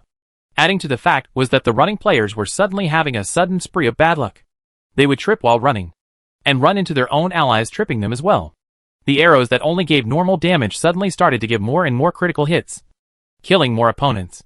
Finally, only 3 players, who were lucky enough to weave under the attack of the flamethrowers, gained headway, as they aimed to go straight inside Purple Haze City, only for them to be swished away by a massive tail at the end moment. They were sent flying and splattered onto the walls, as the other members thought thrice before moving, looking at the large dinosaur guarding the east entrance. On its head, with one arm over a half-bent knee, was a middle-aged man, with 10 assassin's daggers in his arms, as he threw them to kill 10 people charging at the gates at once. Haumi, who saw this face, was seething in rage, while the elites looked at him in reverence, just as the dinosaur let out another howl, deterring the ant-like members from taking a single step forward. Johnny said the following words. Ladies and gentlemen, calm down. Johnny English has arrived. // a big shout out to Magnum 932 for the 15,000 coin gift. I feel super gratified and feel very motivated to produce better content because of this. Because you gave the book a super gift. As a reward, there is always a bonus chapter. So this is a bonus chapter for your gift. But with your contribution, we have also hit the golden ticket target. Hence we'll have another bonus chapter for that. Cheers, guys. Also thank Magnum in the comments for this // Chapter 423 War 4, the counterattack of the Triads. Rudra watched from a bit of distance as he could see that Johnny had arrived at East Gate, on a giant dinosaur at that. The dinosaur and Johnny were a two-man wrecking crew, as the dinosaur stomped and flung away players with its tail, while Johnny was a dagger-throwing machine, alongside the Archballisti and the elite troops' ground support. The situation at East Gate seemed to have stabilized. About 15 tanks stood shoulder to shoulder blocking the entrance to East Gate, while the Lifestyle Guild players had quickly gotten to work making a makeshift wall, trying to patch up the open areas. However, it was undoubtedly Johnny's arrival that stabilized the situation at East Gate, and with him on the dinosaur head, Rebirth was able to take a second to breathe, to actually assess what the hell was going on in this war. Naturally, the moment that Helmi got news that a portion of the gate had been blown off at the east side, she staged a retreat and redirection of forces, as the efforts to breach North Gate had been in vain. Hence, progressively the northern side troops backed up, as the front line retreated to 100 meters, while the back line changed directions and went towards the East Gate. Rebirth knew that although things had temporarily stabilized, under a very concentrated attack from the Triad Alliance down the east, it would be difficult to hold out. The troops who had retreated now received a fresh set of orders, clearly instructing them on how to deal with the Dragonhead flamethrowers and how to stage a concentrated charge down the east side.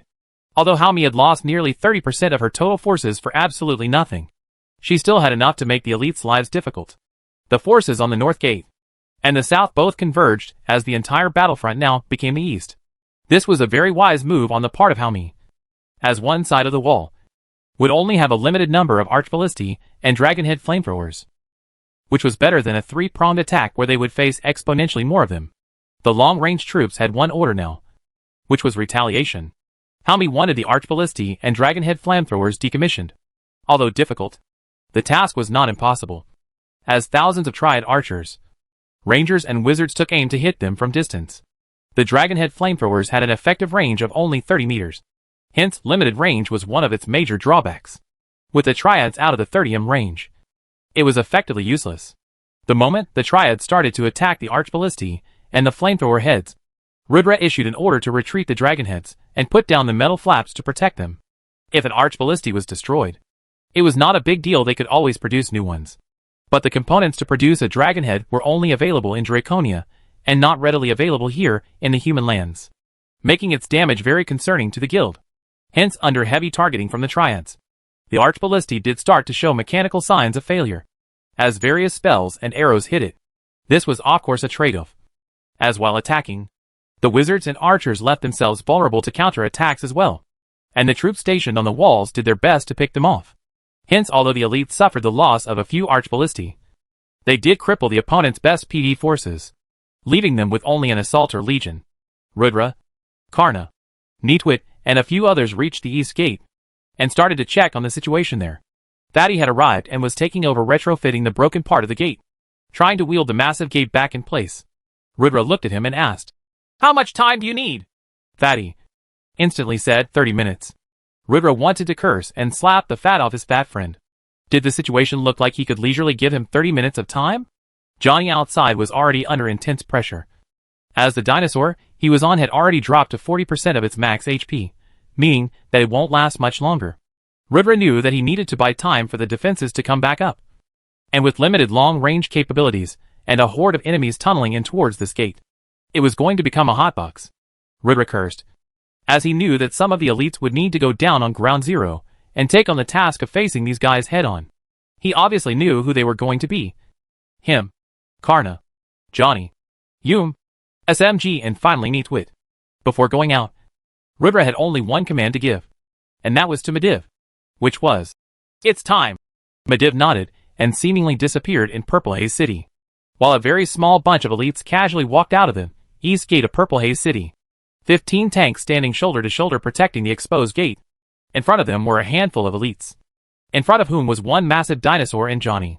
This was the lineup Rudra decided to go forward with, while facing hundreds of thousands of Triad soldiers. On paper it looked madness. It looked hopeless for the elites, who were like lamb waiting to be slaughtered. However, the eyes of the elites, who looked at the enemy, were absolutely not afraid. They were eyes of predators stalking their prey, as it was this moment that Rudra had been waiting for ever since the war started. The moment where he would establish the dominance of the elites and prove to the world that the only players in Omega worthy of calling themselves as an elite gamer were them. Rudra turned around and looked at Rhino, and said, "Record this for me." Then at Neatwit and said, "Here, it's your time for revenge." Hundreds rushed, the walls of Purple Haze City now.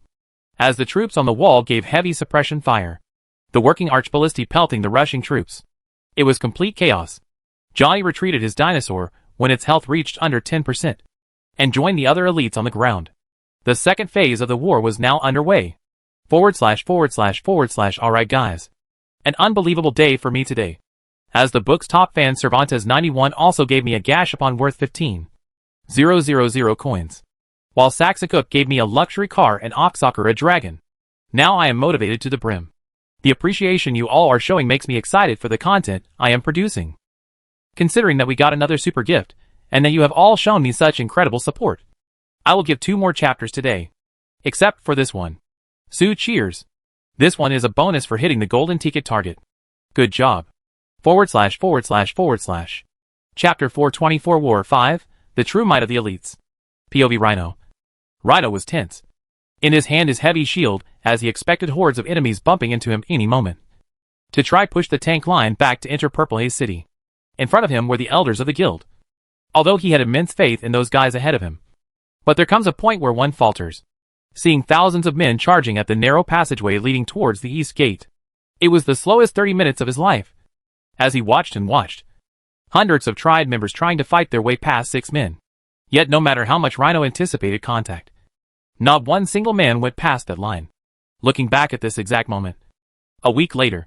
Rhino said this in an interview with DutyPie on his channel. You always dream about such moments. A few standing against many. It's part of the reason why I love the elites and Omega so much. As here, you can become as strong as an army alone. Although I'm not at that level. The elders in the guild are just incredible. The triads never stood a chance. Rudra's POV. Rudra had Excalibur in one hand and Elven sword in another. Doom armor plated on his chest. He was feeling confident in his ability to slaughter. His cultivator status. His tier 3 strength and his out-of-the-world stats. All gave him an incredible edge in this fight. And he was not afraid one bit. As he knew that the people around him were just as capable. A normal tier 3 player was equivalent of 1,000 tier 2 players. But for exceptional players like Neatwit, Karna and Rudra, the graph was even more skewed. In short, when the front line crashed into the elite elders, it was a bloodbath. But not on the elite side. It was the attackers that suffered a tear. Neatwit instantly went into beast mode, as if he was farming rabbits in the wild.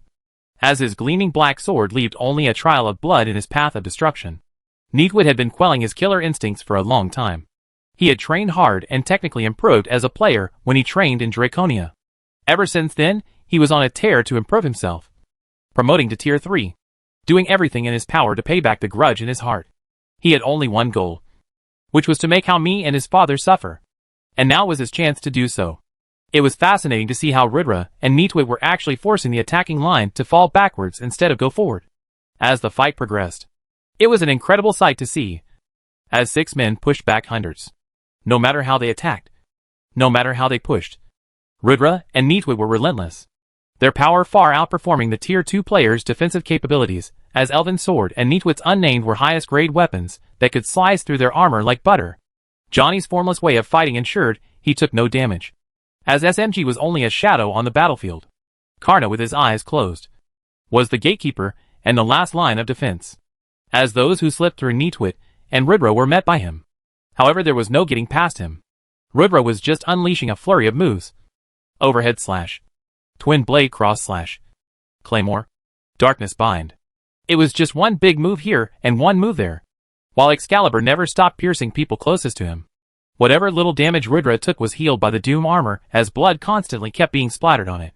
And slowly, but surely Rudra started to build momentum. The so-called experts of the triads were no better than ordinary cannon fodders in front of the elite elders. As the triad management had to rethink the meaning of the word professional players. As even the guild's better players had no response to the blazing offense of the elite elders' relentless attacks. And this was even before Rudra really started to get serious. As the Sun God's bracelet and the Mana Legion were yet to be used.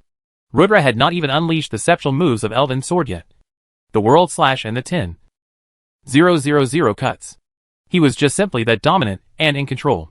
Regretfully, not everyone could keep up at his pace. And Rudra had to keep himself from not pushing too far. So that the overall shape of attack would not be ruined. Even then, for 5 minutes, since the full press from the trade started. The elites dominated the exchange completely. And for the first time since the war started. Hao Mi was personally spotted on the battlefield. The moment Neatwit saw Hao Mi, his eyes turned bloodshot. The anger in his heart exploded on his mind. As for a moment, he wanted to carve out a path straight towards Hao Mi and take her head clean off. Ridra, who saw this situation, furrowed his brows in frustration. It was one of those moments where he did not know whether to tell Neatwit to rein himself, or just let him be, since Ridra still felt guilty about Neatwit losing his aunt. That moment of hesitation let Ridra keep his silence. Even though he knew it was wrong, he let Neatwit be, which was a wrong tactical decision on his part. If it was any other player in the game, such a mistake would have costed them dearly. However, not Ridra. Ridra was a force of nature that was more than capable of holding the entire gate himself. As Neatwit broke free and charged into enemy lines, Ridra went and took a central position. After unleashing a flurry of big moves, Thunderblast, World Slash and 10,000 cuts were unleashed back to back, followed by a solar flare to blind people. By the time the frontline assaulters opened their eyes, there were 2,000 red soldiers standing in front of them, covered in a red layer of air. With scythe in their hands, they looked like red Grim Reapers. The sudden appearance of so many troops baffled the enemies. Even though they did not understand the origin of this move, it would be one of the very infamous instances in Omega history, as it was the first appearance of the legendary Mana Legion of Doom. Ridra, the leader of this legion, was ironically also covered in blood from head to toe, but was not shining like his troops. But everyone could see that the real devil of the legion was its leader. No question about it. // bonus chapter for the super gift of the #1 patron Cervantes91. Make sure to thank him in the comments below, guys. Just when I write a chapter, I am super gifted again. This time for 10,000 coins by Magnum932 and 2,000 coins by Adrian Harden. Another super gift means another bonus chapter. It seems like my writing spree has no end. The war arc, initially supposed to last an entire week, is being burnt through in mere days. But I suppose that's a good thing, and I am gratified by the support. Since you guys have shown such support, I naturally won't back down. Next chapter, War 5, The Legion of Doom // Chapter 425 War 6, The Legion of Doom. The sudden appearance of the Mana Legion even surprised Karna and SMG, who were looking at Ridra as if they had no idea what was going on. But it was standard issue in the guild by this point. Everyone knew that the guild leader ought to have some secrets up his sleeve. The glowing red soldiers all neatly arranged themselves in files of 100, with a 1 meter gap between the soldiers side by side. Exactly in the middle of the gap between two files were the second line of troops and so on. It was a formation designed to hold their positions, as the scythe-wielding Mana Legion were poised for defense. Although still at Tier 2, they had no problem in going neck to neck with the best players from Triad Alliance. Hence started a session of scuffling, as the Mana Legion, led by Ridra and supported by the Elite's fire from the walls and Karna, and SMG from the backland, started their fight with the attacking Triad forces. The next 10 minutes, Ridra was made proud by the Mana Legion. Although casualties were suffered on both sides as expected, the Mana Legion was able to hold out the advance of the Triad members very efficiently. It took about 2 minutes for the two front files of 100 soldiers to die under relentless assault, meaning even after 10 full minutes, there were still half the numbers of the Mana Legion left. Their side gave them a range of attack, and although at 45,000 their HP was very low when compared to an average player, their damage was very high. The best part of the Mana Legion was that they were like a well-oiled machine, completely in sync, as the movements were basically mirrored across the entire ranks, foot to foot, line to line. It was a perfectly coordinated defense, with Ridra still serving at the front as the one doing most of the *** whooping. The Triad forces did suffer heavily under his sword. His attacks were at a blistering pace. The opponents could barely react to see them coming, much less move to dodge. Ridra's stamina, damage output, and fighting style were out of this world. His personal death count soon touched over 100,000 enemy soldiers. He was literally a one-man army. Rhino, recording this performance by the elites from the backlands, was just gawking with his jaws open at the way things were progressing. He could see that the gate behind him was progressively being sealed, and all they needed was 5-7 more minutes for the Lifestyle Guild to be done. The way Ridra was holding out up till now, it was clear that he was very serious in not letting a single enemy from the Triad Alliance step foot inside Purple Haze City. However, the smooth going was about to change, as with more and more Triad members dying, it was finally the Raging Thunder Guild, who were only supposed to get involved in the fight inside Purple Haze City, that had to forcibly come to the front and get involved in the fighting. The Super Guild from Mithun and Bonnie had a player-centric approach as professional gamers ran the show there instead of trained gangsters. And the difference in approach was clearly visible as they joined the fight. Immediately deploying Spell Tails men and AoE attacks on Rudra and the Mana Legion's location. They took a RPG gaming approach on the situation instead of a head-on fight. Rudra was bombarded with spells and arrows. As international level players who took part in the VR Olympics ganged up on him, forcing out an unfair fight. These were world-class players who had ganged up on Rudra here. 10 of whom won medals for their respective countries in VR Olympics, and 5 others who did participate in the event. 15 such players had now taken the job on facing Rudra head-on. Rudra was pressed hard, as he was relentlessly attacked from all sides. Being a dual sword wielder, Rudra was a very offense-oriented player, and his defensive capabilities greatly depended on him being able to avoid attacks. However, in a situation where he was pincered from all sides, was bad for him, putting him in a tactical disadvantage. One of the opponents tried to trash-talk Rudra. Huh? Not so tough now, are you, champ? We are not some street gangsters, but world-class players. You can beat all those losers from the triads all you want. But can you take on the 15 of us? This was completely deplorable. They were 15 world-class players who were ganging up on one. Yet they still put it out as a flex of their greatness. Rudra laughed at these empty words. He was fighting with a handicap up till now. He had not even started using over 60% of his true capabilities yet. Activating the eyes of truth, Rudra could see everything now. Every attack path. Every weakness of his opponents. Everything in a bit slow motion. Rudra started to weave through and show the 15 kids who the real boss was. In an unbelievable display of pure skills and raw power, Rudra showed them all how outclassed they were fighting with a true elite. As the moment Rudra got serious, was the moment they started to fall like flies. 15 became 10 and 10 became 5. From then on they were screwed. Fear was evident in the eyes of the guy who trash-talked as he could not believe that even the best assaulters in his team, that could win medals on the world stage, could not stand a full minute against one player. M monster. It was the last word he could utter before he was killed by a thrust from the elven sword. His blood recovering some lost HP for Rudra, who coldly gazed at the other opponents who tried to attack him. Noon wanted to confront the madman. Fear was evident within the eyes of the Triad and Raging Thunder members alike. It's when Rudra heard a voice from Karna. The final death sentence for his enemies. Karna said, "Boss, the wall's back solid." This information was music to Rudra's ears, as a big grin appeared on his face. The Mana Legion reformed themselves from defensive formation to a very aggressive attacking formation. Rudra was about to go out on a tear. / bonus chapter for the super gift from Magnum 932. Thank him in the comments. Next chapter, War 7, Might of the Mage Tower /